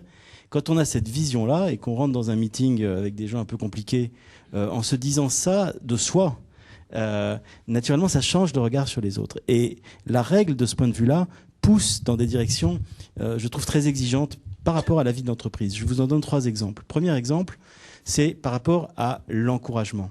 Benoît cite une phrase du Siracide, donc c'est un livre de sagesse en fait dans lequel beaucoup d'hommes peuvent se retrouver, dans lequel il dit « Une parole aimable vaut mieux que tous les cadeaux ». Donc ce sujet, c'est le sujet de l'encouragement qui, ayant travaillé tous les 3 dans des mondes anglo-saxons, je pense qu'on est frappé, choqué, pour pas dire, de voir à quel point nous sommes dans nos entreprises de tradition française sevrés d'encouragement. Premier exemple. Deuxième exemple, l'aspect de l'adaptation aux besoins de chacun. Ce que disait Emmanuel Faber tout à l'heure en disant la bétail, l'habit de chacun de ces moines, cette idée de partir non pas de la tâche à faire, mais de mettre l'individu avant. C'est toujours cette grande difficulté dans le travail, c'est est-ce qu'on regarde d'abord l'œuvre ou est-ce qu'on regarde d'abord l'homme. Bon. Et là, Benoît prend un parti très clair en disant d'abord je regarde l'homme. Troisième exemple, la peur. Alain, tu as fait allusion. Comme on est hyper sophistiqué, maintenant on mesure tout et il y a un index de la peur. Alors cet index de la peur, j'ai trouvé ça, j'ai regardé sur Google, c'était les Américains qui font ça. Jusqu'en 2008, jusqu'à la faillite de Lehman. En fait, il était en gros à 20%, 20 sur 100. Depuis la faillite de Lehman et sur toute l'année 2009, il est passé à plus de 80%. Et la peur, on voit dans une entreprise, est mortelle. Parce que qu'est-ce qu'elle crée ? Elle crée très souvent un repli sur soi. Elle crée des phénomènes de bouc émissaire, où régulièrement, j'ai vu moi des tas d'entreprises gérées de cette façon-là, où on cherche toujours un bouc émissaire. Une fois qu'on lui a fait la peau parce qu'il est parti, parce qu'il a été détruit d'une manière ou d'une autre, on en cherche un autre. Et donc le résultat, c'est que tout le monde a très peur d'être le prochain bouc émissaire. Donc tout le monde s'écrase. Et là, c'est la fin de l'initiative, de la créativité, de la loyauté. Alors, c'est là peut-être, parce que je pense que le temps nous prend maintenant, la dernière question que j'ai envie de vous poser. Benoît dit avec force, personne ne doit être triste dans la maison de Dieu. Où il dit à un autre moment, au début de la règle, je crois au chapitre 4, honore tout homme. Eh bien, ma question, et finissons par là, de quelle façon pensez-vous qu'on puisse, dans vos maisons, honorer tout homme pour faire en sorte que ces différents sujets de l'encouragement, de la compréhension de chacun et de l'absence de peur puissent être vécus ? Tout d'abord, je reviendrai 10 secondes sur le commentaire que tu faisais par rapport au phénomène français. Moi, j'ai eu des enfants qui ont été élevés dans le système éducatif français et dans le système éducatif américain. Une différence fondamentale, moi, m'a frappé, c'est que dans le système éducatif, je vais hyper simplifier, mais dans le système éducatif français, on a l'impression qu'on fait monter la barre pour voir qui va tomber quand. Alors que dans le système américain, la dynamique fondamentale, c'est de voir jusqu'où on va pouvoir emmener les enfants.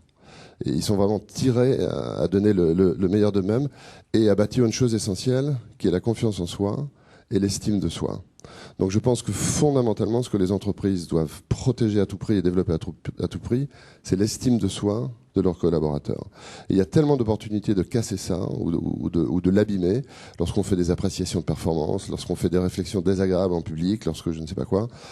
Il y a plein d'opportunités. Et à l'inverse, il y a aussi des opportunités sans doute sous-exploitées dans notre culture française. Parce qu'on est toujours avec la logique, en tout cas pour les plus anciens, du 20 sur 20, et le 20 c'est la perfection, ça n'existe pas, donc voilà, c'est jamais assez bien, quoi. Et donc cette opportunité simplement de dire merci parfois, elle est réelle et c'est vraiment quelque chose qu'il faut travailler, que dans notre cas, dans le cas de mon groupe, nous travaillons, mais en essayant de le faire de la bonne façon, parce qu'il ne s'agit pas d'en faire quelque chose de manipulatoire ou de mécanique ou de pas authentique. Il faut vraiment que ce soit fait. Enfin, ce qui compte en la matière, c'est l'intention, c'est l'authenticité de la mise en valeur, de la reconnaissance, de façon, encore une fois, à ce que ce soit l'individu lui-même qui se sente bien par rapport à ça et qui ne devienne pas dépendant de cette espèce d'alimentation externe de reconnaissance. Merci. Anne. Oui, moi je pense qu'effectivement, je dirais la même chose. C'est vrai que les phénomènes de peur fait que dans l'entreprise, on se retrouve pour se protéger, à dénigrer, à critiquer, à expliquer que l'autre est pas bon et qu'il ne va pas. Et finalement, c'est comment on construit cette confiance à l'autre et faire en sorte que on n'a pas peur que l'autre vous détruise. Et donc, de ce fait-là, on n'a pas besoin de se protéger. Au contraire, on va construire du positif. Et je pense dans l'entreprise, ça passe par l'encadrement, ça passe par les managers et ça passe du coup par le haut. Parce que est-ce que le haut est dans une logique de responsabilité? Est-ce que le haut est dans cette logique de faire qu'il vous fait confiance et qu'il accepte l'erreur? Et à ce moment-là, ça descend dans l'entreprise. Et c'est vrai que si vous voulez, nous, on a connu des crises extrêmement difficiles. On avait une culture de responsabilité très forte. Et ça a tenu l'entreprise et il n'y a jamais eu de dissension tout le monde a assumé ensemble les problèmes. Et les gens se sont battus dans la même direction. Et il n'y a jamais eu de discussion. C'est de ta faute, c'est de ma faute. Alors après, je vous dis pas qu'on est du tout un monde parfait. Mais c'est vrai que cette responsabilité et ce fait de faire confiance, et de pas dire c'est toi qui es responsable, mais on a une responsabilité collective, fait que ça emmène l'entreprise très loin. Et je pense que c'est une extraordinaire garantie de survie. Un mot pour finir ? Un mot pour finir. Pour dire, vous encourager sur un point sur lequel moi cette règle m'encourage depuis 30 ans. C'est aller explorer votre sanctuaire intérieur. On ne se connaît pas assez pour savoir où chacun en est dans son parcours de foi, et en fait, peu importe. Mais ce qui est important, c'est on n'a même pas besoin de faire l'hypothèse que Dieu existe. Mais s'il existe, il y a un lieu où il parle. C'est le seul lieu où il parle, en fait. C'est à l'intérieur de votre cœur. Et donc, pour un manager, pour quelqu'un en responsabilité, c'est vraiment important d'aller se remettre en contact avec soi-même par la méditation, par la prière, par toutes sortes de disciplines. Trouver la voie. On n'a pas le temps de regarder en détail ce matin. Mais pour se remettre en lien. Et une fois que vous êtes en lien avec vous-même, vous êtes capable non seulement de vous poser les bonnes questions, mais d'y répondre. Est-ce que ce que je fais est bien? Est-ce que c'est pour le bien des personnes? Est-ce que c'est positif? Est-ce que ça respecte le caractère masculin et le caractère féminin des personnes dont on n'a pas parlé, mais c'est un sujet majeur aujourd'hui? Est-ce que je fais grandir les gens? Et de cette façon-là, une fois que vous êtes relié à votre source intime, au lieu de vous épuiser, vous allez voir que vous allez grandir et en fait courir, comme dit la Bible, sans se fatiguer. Et c'est comme ça, je crois qu'une fois que nous aurons plus de dirigeants, plus de cadres qui sont liés à eux-mêmes, liés à leur source vitale, que nos entreprises reverdiront et que, pour reprendre la statistique d'Alain de tout à l'heure sur les 50% qui ont peur, on puisse le matin après le week-end se lever et dire « Dieu merci, c'est lundi ». Merci beaucoup. Au centre, Vincent Redier, vous êtes président d'Aon France, une grande société dans le domaine de l'assurance. On peut préciser également que vous êtes président de KTO, la chaîne de télévision catholique. Et enfin, on peut dire que vous êtes diacre de l'Église catholique romaine. À côté de moi, Gonzague de Blinière, vous êtes président de Barclays Private Equity. On peut dire aussi que vous êtes président de Paris Entreprendre, qui est un remarquable institution dans le soutien à la création d'entreprises, qui est membre d'un réseau national qui est originaire du nord de la France.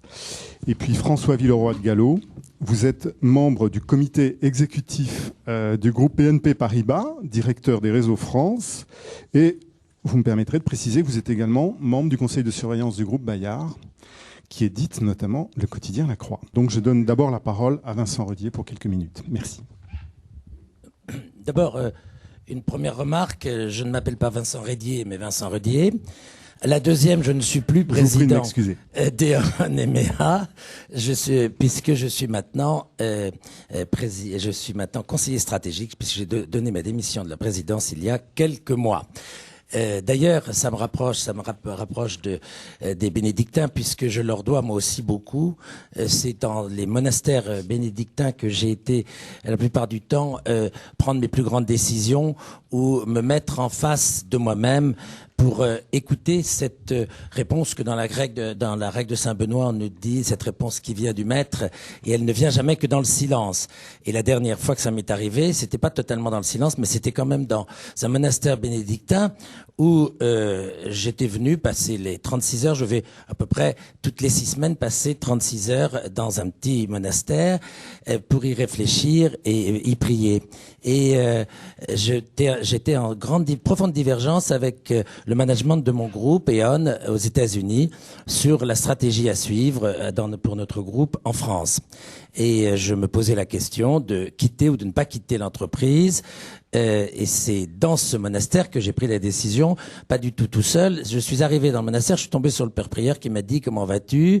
Alors, j'ai l'impression que tu es appelé à prendre de grandes décisions bientôt. J'avais parlé à personne de ce problème que j'avais. J'ai pensé que le Seigneur venait me répondre un peu par sa bouche et j'ai passé un week-end tranquille en me disant que ma décision était prise et j'ai donné ma démission en rentrant.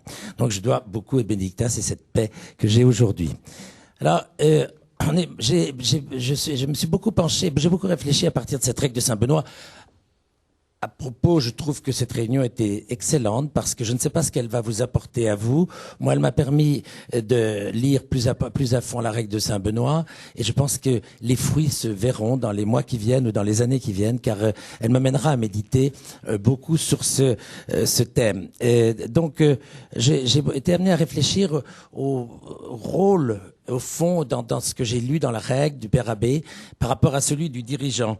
Et je me suis souvenu d'une parole de Benoît qui est le pouvoir, c'est la liberté de servir. Et je pense qu'effectivement, et ce n'est pas de l'angélisme, c'est véritablement ce qui peut guider la vie d'un manager. Je pense que la qualité première d'un chef d'entreprise, d'un leader, c'est le service. Le service. Et pour être capable de servir, Marc Deléritz m'a bouffé ma phrase, il faut de l'humilité. Et je pense que effectivement, l'humilité est la qualité première d'un responsable.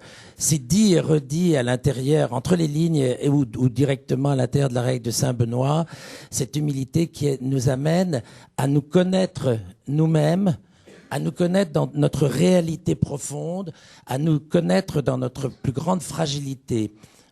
Et dans ce cadre-là, je reconnais que c'est le moyen, peut-être le moyen unique, de pouvoir apprendre à connaître l'autre et à comprendre à quel point on a besoin de lui, puisque lui possède des qualités, des éléments que nous n'avons pas nous-mêmes.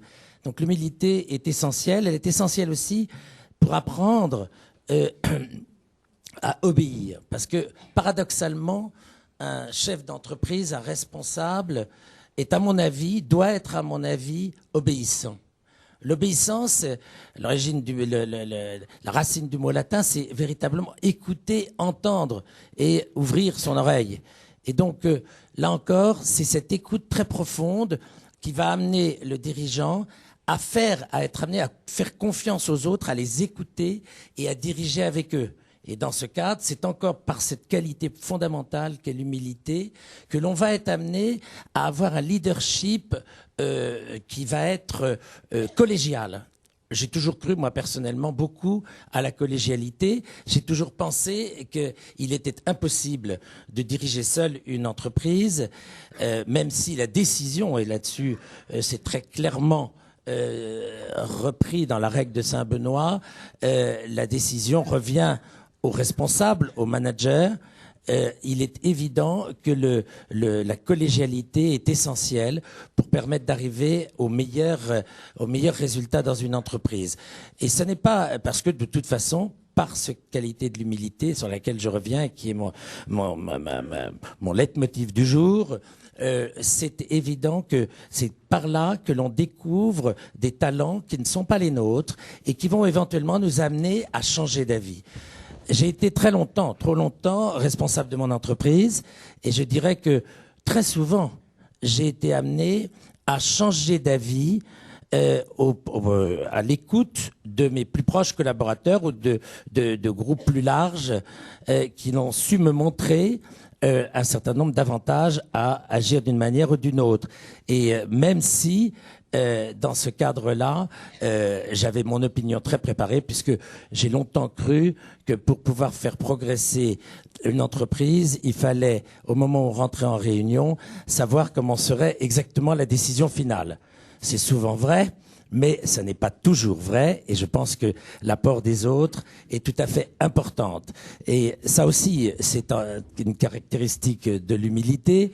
Je vais m'arrêter parce que j'ai des petits signes qui me disent qu'il faut que je m'arrête. Là aussi, c'est une caractéristique de l'humilité, c'est de pouvoir véritablement être l'interprète, se sentir l'égal des autres, avoir des pouvoirs différents. J'ai toujours dit que dans une entreprise, le responsable n'était pas meilleur, plus grand, plus intelligent, plus brillant que les autres.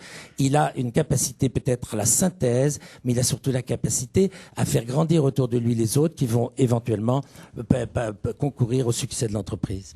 Merci beaucoup. Monsieur de Blinière.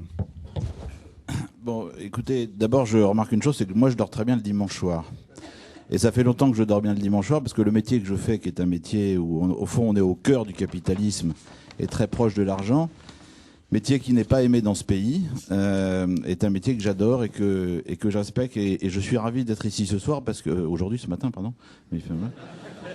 Je dors peut-être un peu trop, en fait. Ouais. Je vous ai réveillé.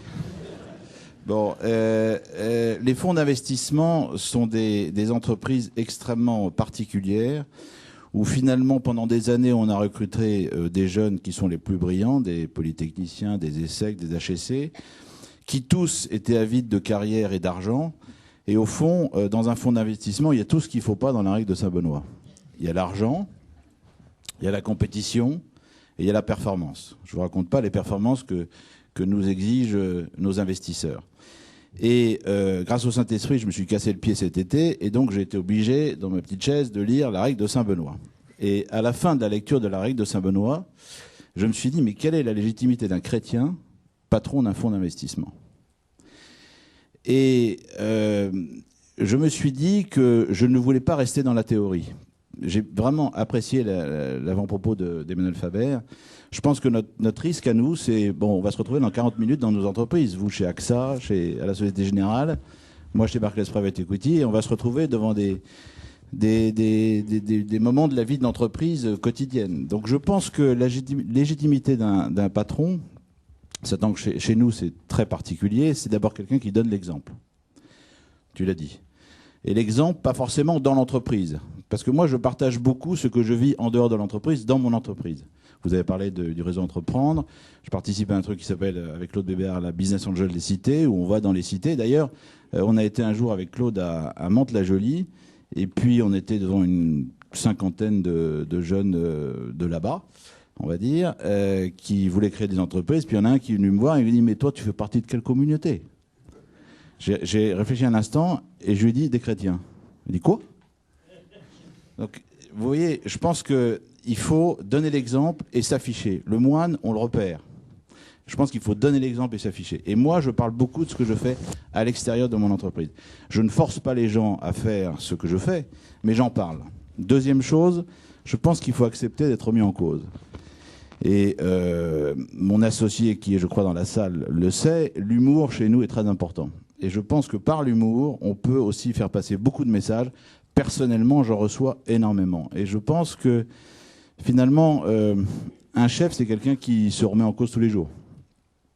Surtout que chez nous, on est une petite entreprise, puisqu'on est une vingtaine, on est une soixantaine en Europe, mais avec des enjeux colossaux.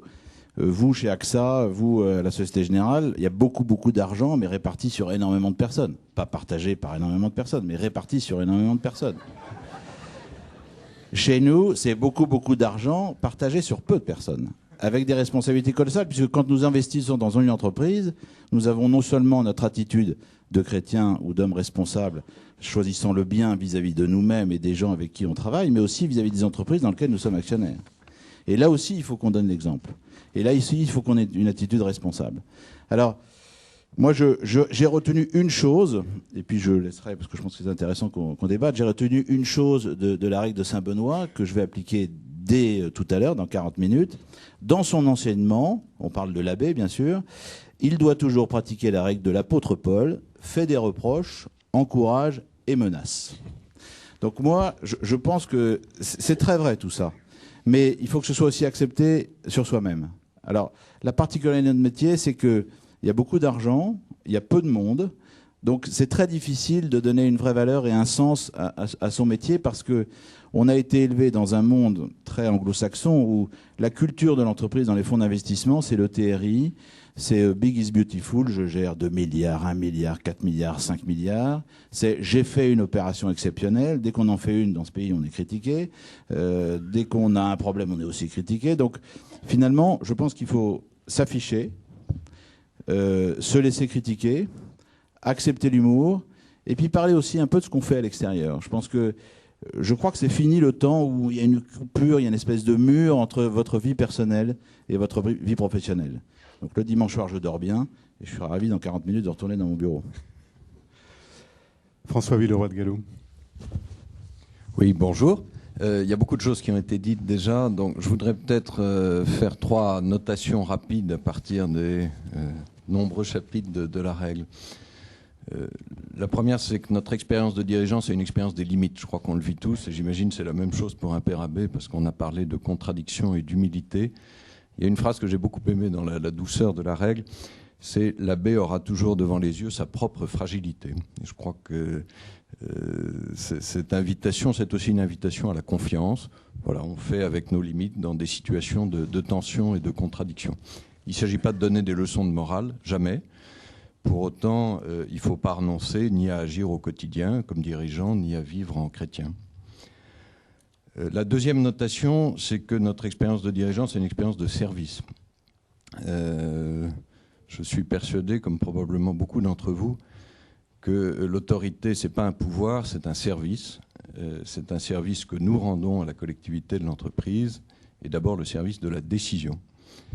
Et là aussi, une phrase qui m'a frappé dans la règle. L'abbé saura qu'il lui faut servir et non asservir. C'est simple à dire, c'est quelquefois un peu plus difficile à vivre. La troisième notation, j'y passerai un peu plus de temps. C'est une phrase que je vous lis dans la règle.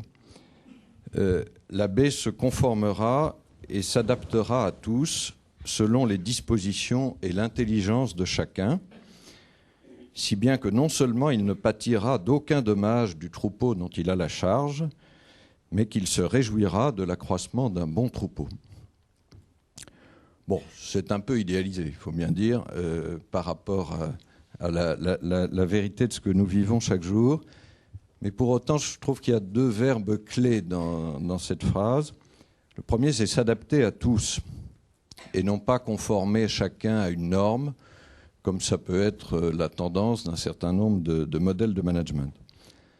Alors évidemment, moi je n'ai pas le temps de m'adapter à chacun des 30 000 collaborateurs du réseau France de BNP Paribas. Mais est-ce que je peux au moins essayer de vivre cette phrase de la règle avec mon cercle rapproché ?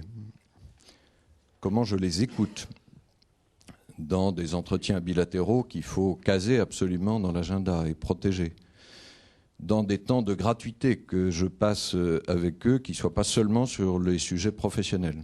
Et ce n'est pas absolument évident à vivre pour moi. J'ai été très frappé dans l'encyclique de Benoît XVI. Je ne sais pas si vous avez vu cet appel à la gratuité. Et il dit c'est pas seulement pour le monde associatif, c'est pas seulement pour le monde public, c'est aussi pour le monde économique et vous qui êtes dans l'entreprise. Comment je l'ai choisi ? Vous aviez même dit dans la Croix que vous trouviez ça assez culotté. Oui, mais voyez, Guillaume, c'est un des grands mérites de la Croix, pour lequel j'en profite de faire un peu de publicité, c'est que la Croix m'avait demandé une réaction à chaud sur l'encyclique. Je dis quand même, cet appel à la gratuité, je trouve ça culotté, puis depuis, j'y réfléchis. Je ne vous dis pas encore que j'arrive à bien le vivre. Mais... Bon, comment je l'ai choisi, ces membres du cercle rapproché ? Avoir des collaborateurs différents de moi, avoir des collaborateurs meilleurs que moi, avoir des collaborateurs qui peuvent me remettre en cause. Ce qui ne veut pas dire que je lâche mon cap. Là aussi, je crois que Gonzague de Blinière et Vincent Redier le disaient. accepter les remises en cause, mais tout en sachant tenir le cap du bateau sur les choses auxquelles on croit vraiment. Et puis comment je leur dis la vérité, et ça c'est la question des entretiens d'évaluation qui sont un moment absolument clé, et évidemment de cette adaptation à chacun, qui sont aussi un moment d'exigence, mais en essayant de juger toujours des compétences et pas une personne. Ça, c'est le premier verbe de la phrase que j'ai lue, s'adapter à chacun. Il y en a un second qui est se réjouir. Et il me frappe aussi. Marc Deléritz en parlait un peu tout à l'heure. Moi, avant d'être sur les réseaux France de BNP Paribas, je dirigeais une des filiales du groupe qui est CTLM, vous savez, le petit bonhomme vert qui vend des crédits. Et quand je suis arrivé là, je venais d'un horizon assez différent, ils m'ont dit au bout d'un moment, mais on ne fête pas assez nos victoires. Le sous-entendu, c'était tu ne fêtes pas assez nos victoires. Bon, c'est peut-être lié à un tempérament un peu sérieux, mais au-delà de ça, j'ai réfléchi sur cette phrase. Et au fond, il y a une phrase qui me vient assez spontanément en management. Je ne sais pas si elle vous vient, quand quelqu'un vient partager quelque chose qu'il a fait, qu'il a réussi. Écoute, c'est vraiment très bien, et maintenant on va faire encore mieux. Je ne sais pas si cette phrase vous vient sous une forme ou sous une autre, mais elle est finalement assez spontanée. Je crois qu'il faut savoir distinguer les deux temps de la phrase. Qu'il faut savoir s'arrêter sur la première moitié de la phrase, qu'il faut savoir reconnaître, et j'aime bien ce mot de reconnaissance parce qu'il y a à la fois l'idée que le collaborateur est reconnu, au sens dans sa personne, et puis remercier dans la reconnaissance ou l'action de grâce que nous pouvons avoir.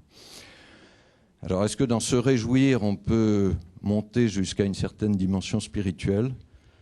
Je crois que oui, qu'en tout cas nous y sommes appelés chacun, et c'est ma foi de chrétien.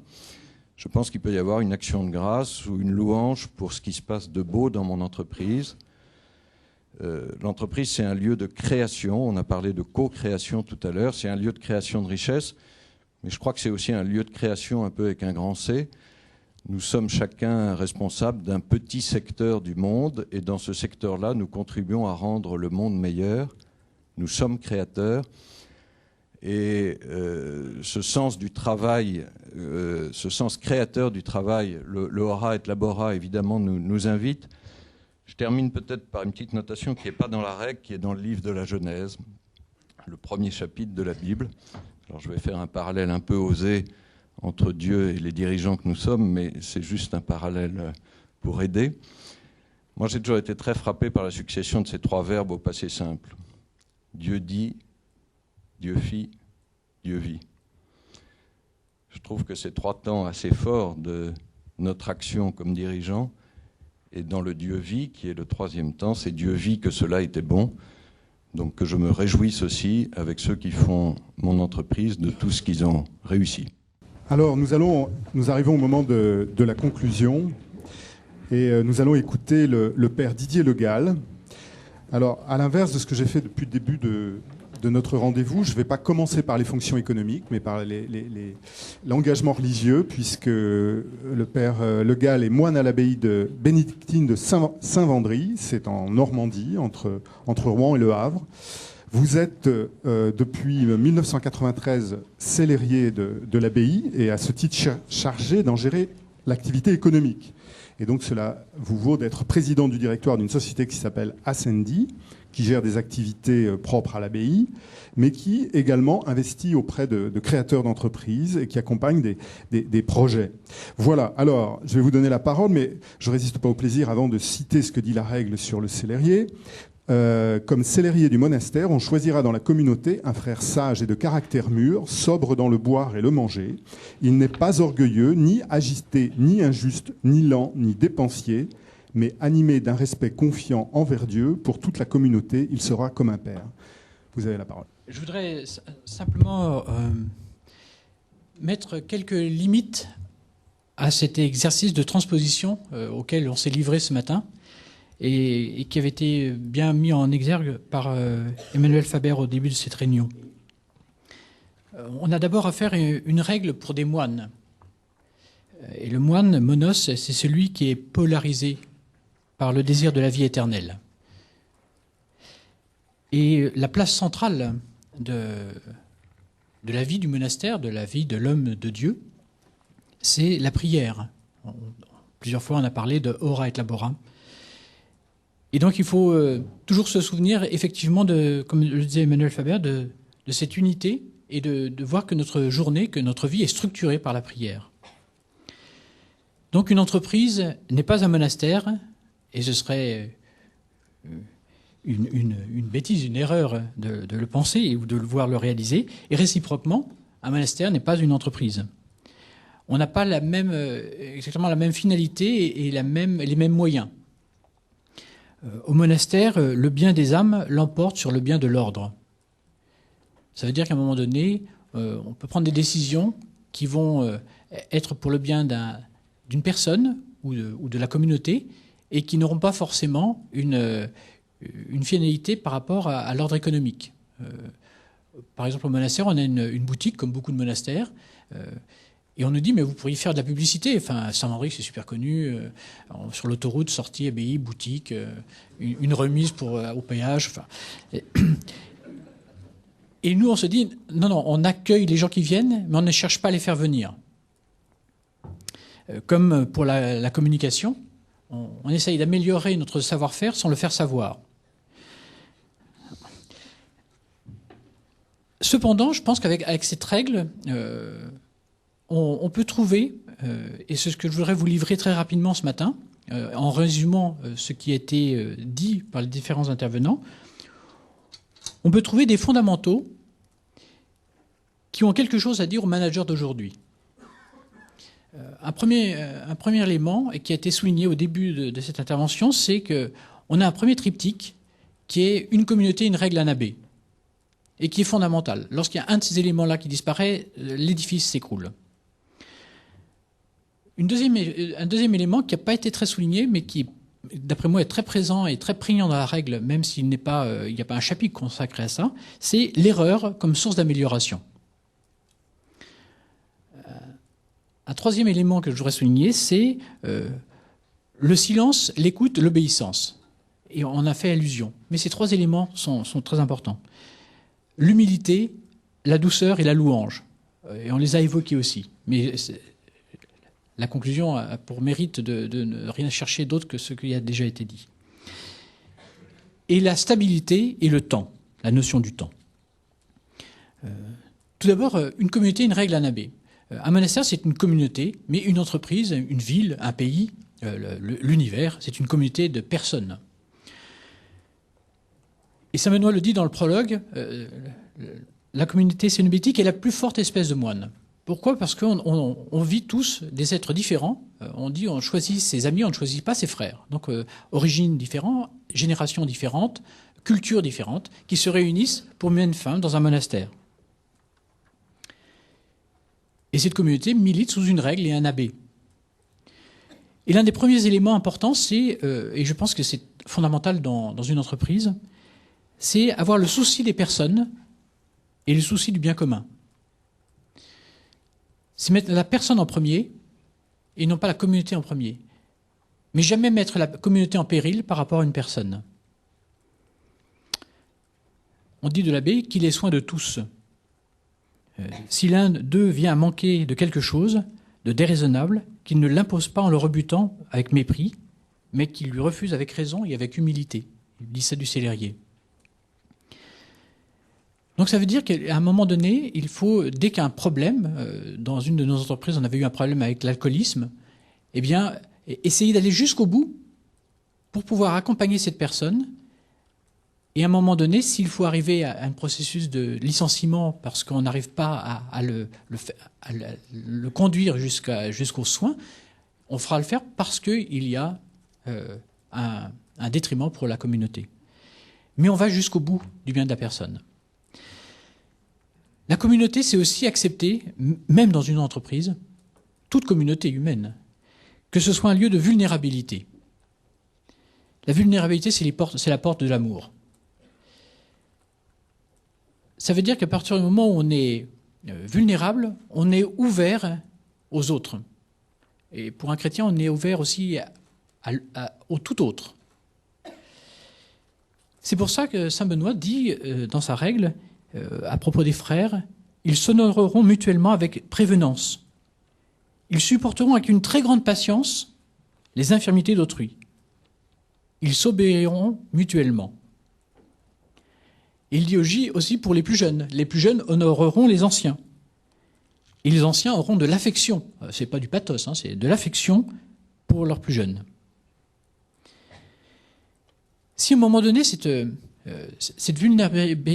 vulnérabilité fait que, au lieu de s'ouvrir aux autres, on se ferme aux autres, c'est le lieu de la destruction du bien commun qui va entraîner une dégradation des personnes elles-mêmes. Quand une société n'est plus une société de personnes, mais une société d'individus juxtaposés, il n'y a plus de communauté, il n'y a plus de communion, koinonia, il n'y a plus de communion, mais il y a une juxtaposition d'individus qui vont se chercher à sauvegarder leur petit précaré et donc se détruire automatiquement puisqu'on est nécessairement liés les uns aux autres, comme je le dirai tout à l'heure. Et saint Benoît l'explique dans sa règle. Dans le premier chapitre de la règle, il discerne les différentes espèces de moines. Donc il y a les cénobites, il y a les ermites, les gyrovagues, enfin différentes espèces de moines. Mais on peut le transposer et se dire, mais ça c'est vrai dans la communauté. Et dans une entreprise, c'est pareil. Celui qui ferme son bureau et qui reste recroquevillé et qui ne parle pas aux autres, c'est un ermite, sans avoir les vertus de l'ermite, mais tous les défauts du faux ermite. Dans le chapitre 4, c'est l'instrument des bonnes œuvres. On dit tout ce qui est beau et bien, c'est les instruments des bonnes œuvres. Mais c'est très amusant, comme dans beaucoup de textes, de faire une lecture à contrario de ce texte, du chapitre 4, qui permet de voir que si saint Benoît dit positivement quelque chose, c'est qu'il l'a vécu aussi négativement dans sa communauté. Il a écrit sa règle au fur et à mesure de sa vie et son expérience l'a conduit à dire des choses pour la vie, mais en pensant aussi qu'il y avait son revers qui était lorsqu'on l'inverse et qu'on le fait pour la mort. Une règle et un abbé. Une communauté, une règle, un abbé. La règle, et ça a été exprimé tout à l'heure, la règle, elle ne peut avoir de sens que si elle est incarnée par une personne. Et saint Benoît le dit, le rappelle à l'abbé, qu'il conserve en tout point la présente règle. Il doit se souvenir du nom qu'il porte. Il n'est pas abbé pour... c'est pas une notion de pouvoir, c'est une notion de service qui a été largement soulignée et sur laquelle on reviendra. Il doit montrer ce qui est bon et sain par des actes plus encore que par des paroles. Mais on verra tout à l'heure que c'est aussi l'homme de la parole. Il doit dire la règle. L'abbé, c'est l'homme de la paix, l'homme de la parole, l'homme de terrain. Tout à l'heure, on parlait de l'homme de la vision. C'est celui qui oriente ses moines vers la vie éternelle.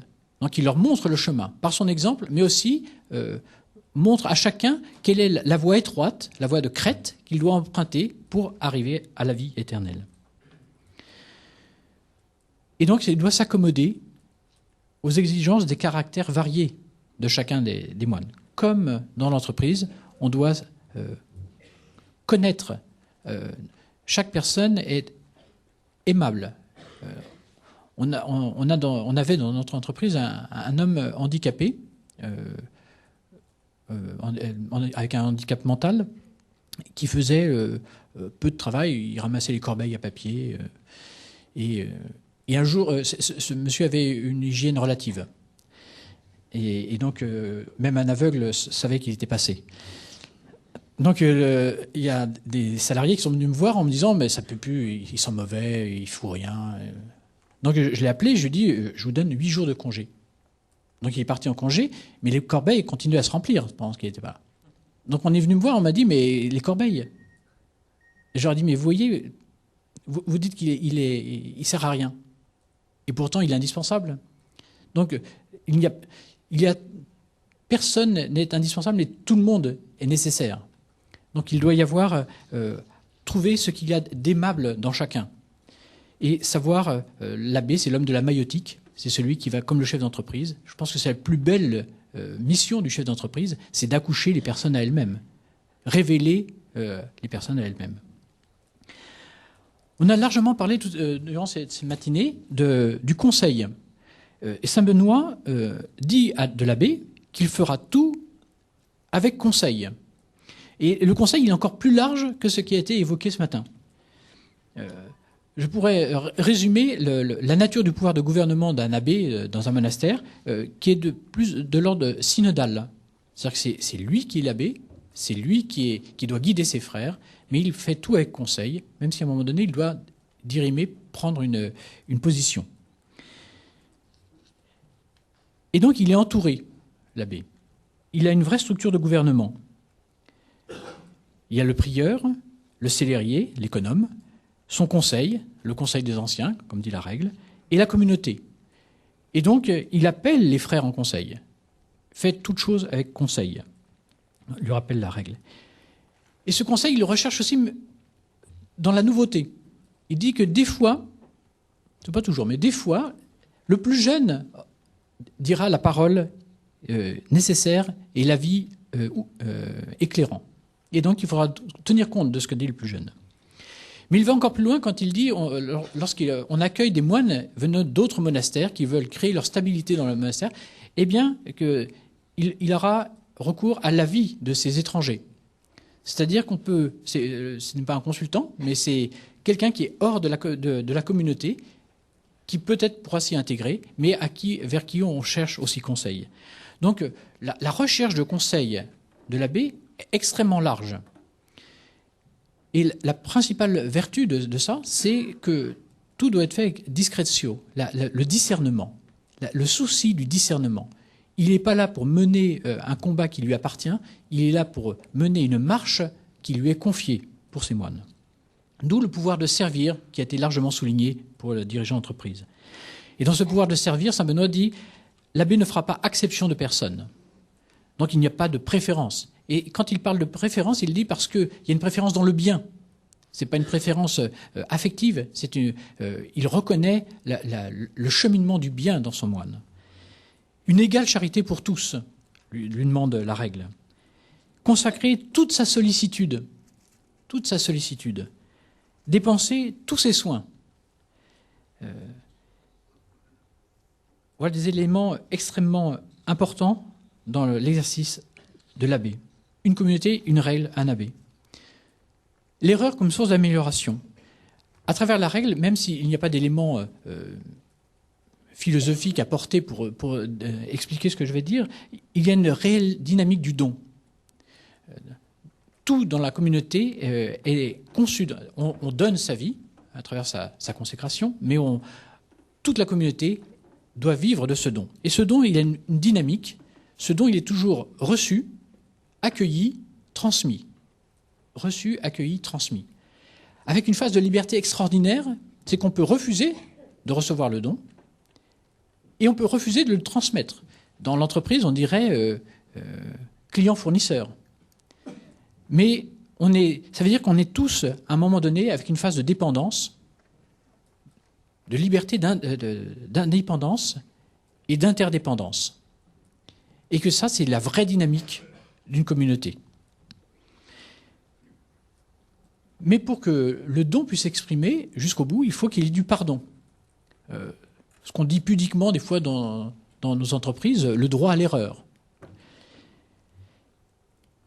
Mais l'erreur, est justement, quand elle est discernée, elle est une vraie source d'amélioration et d'avancement. Juste un mot sur la gestion des conflits. On a évoqué ça tout à l'heure. Dans la règle, il y a un vrai traité de la gestion des conflits. On identifie les conflits de génération, conflits entre frères, conflits entre un moine et l'abbé, et les outils pour gérer ces conflits. Et ces outils, dans le chapitre 23 à 29 de la règle, on nous montre comment on traite tous ces conflits de manière avec des processus gradués. C'est qu'il va y avoir toujours la préférence entre un lien direct entre les personnes qui sont en conflit. Et puis après, si ça ne suffit pas, on enverra un sympecte. C'est le sympecte dans le théâtre romain, c'était le chrétien qui rentrait dans une troupe païenne et qui, par son exemple, conduisait au christianisme. Donc, on recherche par le Saint-Pecte. Et après, on envoie 2 autres frères, si ce n'est pas suffisant. Et après, on fait prier la communauté, si ce n'est pas encore suffisant. Parce qu'on est toujours conscient que dès qu'il y a un conflit, il y a un détriment, non seulement pour des personnes, mais pour la communauté tout entière. Donc, on a des outils, parce qu'on est conscient qu'un conflit peut être une source d'amélioration, heureuse faute qui nous a valu un tel rédempteur, donc de croissance, et qu'il ne faut jamais laisser pourrir un conflit. Parce que ce don et ce pardon vécu sont une source réelle de communion. Je terminerai par 5 minutes. Une minute par les leurs modernes. Je pense que des valeurs fondamentales de la règle qui ont été soulignées sont très mal vécues dans notre civilisation. La perte du silence. Parce que sans silence, il n'y a pas d'écoute possible. Donc pourquoi la valeur... il y a un chapitre spécifique sur ça dans la règle, c'est parce qu'il est fondamental. Comment écouter, qui est le premier mot de la règle, si on ne fait pas silence. Un silence préalable et un silence consécutif. Une réunion de direction sans un silence préalable, vous venez avec le vrombissement de votre agitation préalable. Et s'il n'est pas consécutif, comment faire la synthèse ? Et comment écouter les collaborateurs si vous avez la pensée déjà prise par ce qui était au préalable ? Va avec la notion de lumière et de nuit. Pourquoi les moines aiment prier la nuit ? Parce que tout est en silence. Et pourquoi les gens n'aiment pas la nuit ? Parce que la nuit, c'est en silence et on a peur. Donc on met la lumière et on met la musique. Deuxième leurre, c'est l'incompréhensible obéissance. L'obéissance dans un monastère n'est pas une obéissance servile, c'est une obéissance cordiale. C'est parce qu'il y a une vraie écoute, une vraie parole, alors il peut y avoir une vraie obéissance. S'il n'y a pas une vraie écoute et pas une vraie parole, il ne peut pas y avoir une autre obéissance que matérielle. L'irrecevable humilité. Mais j'ai vu que ce n'était pas vrai, parce qu'on n'a pas arrêté de parler de ça, de l'humilité du dirigeant. Et pourtant, l'humilité n'est pas de ramper par terre. L'humilité, c'est avoir la conscience de nos propres limites, mais aussi la conscience de nos propres dons, dont on n'est pas propriétaire. Donc on n'a pas à dire « Oh non, je ne sais pas ça ». Non, non. Si on a des vrais dons, on a des vrais dons. On les met en œuvre pour le service du bien commun. Quatrième leurre, l'instabilité érigée comme un mode de fonctionnement. Vous êtes muté à Marseille. Alors on peut comprendre un certain nombre de mouvements dans une entreprise, mais l'homme est fait pour être stable dans la vie. Il doit y avoir un vrai respect de ça. Il doit pouvoir construire dans un lieu, dans un espace, sa vie. Et son instabilité n'est pas de la gyrovagie. D'où la notion de temps aussi. Peut-être que c'est presque devenu un luxe pour les monastères, c'est qu'on a le temps. Lorsqu'on me dit, mais pour votre entreprise, je leur dis, on fera le bilan dans 20 ans. Et je pense que pour des financiers, ça a du sens. C'est-à-dire qu'un fonds commun de placement, on ne l'analyse pas demain. Dans 20 ans, sa performance, c'est... Donc, on se retrouve avec les financiers. Cette notion du temps, elle est très importante parce que Saint Benoît dit... Saint Benoît n'est pas un malheureux qui se traîne. Au contraire, c'est un homme dynamique. Mais on confond vélocité et dynamisme. On confond... Saint Benoît dit il ne fera pas les choses avec fièvre, mais il fera les choses sans lenteur. Hein, c'est un Normand. Donc il y a... Et tout à l'heure était fait allusion au psaume d'attente. Eh bien, on a ça, c'est-à-dire qu'on prend le temps de faire les choses, mais on n'a pas le temps de glander. On a le temps des fois de ne faire rien, mais faire rien, c'est déjà faire quelque chose. C'est-à-dire qu'on prend, voilà. Et je termine. C'est la dernière minute, les 30 secondes qui me restent. Si je voulais résumer d'un mot le management dans la règle de Saint Benoît, mais qui doit être celui de tout groupe humain, puisque Saint Benoît gère des personnes. Et jusqu'à preuve du contraire, les moines sont encore des personnes humaines. Donc la règle du management, c'est soit on est pour un management de vie, soit on est pour un management de mort. Et saint Benoît le dit au début de sa règle, quel est l'homme qui veut la vie? Si tu veux la vie véritable, il le repart. Celui qui aspire à la vie. Et pour qu'il y ait la vie, tout doit être traversé par l'agapé. Quel est ce qui nous fait vivre? C'est l'amour de Dieu, pour un moine, un chrétien, l'amour de Dieu et l'amour des hommes. On va à Dieu par l'homme et on va à l'homme par Dieu. Et ce qui a été dit à plusieurs reprises, c'est que la louange est le vrai témoin. On peut chanter un psaume de louange même si on est dans la profonde détresse, parce que quand même on le chante, parce qu'il mérite qu'on le loue. Et puis, pour finir, on sait très bien qu'un moine triste est un triste moine. Merci beaucoup, Père. Merci, Père. Je voudrais juste, pour terminer, saluer le lieu où nous nous trouvons, c'est-à-dire le Collège des Bernardins, et dire que la qualité des échanges ce matin, la richesse de ce que nous ont apporté les différents intervenants vient peut-être aussi un peu du fait que ce lieu est d'origine monastique. Merci beaucoup.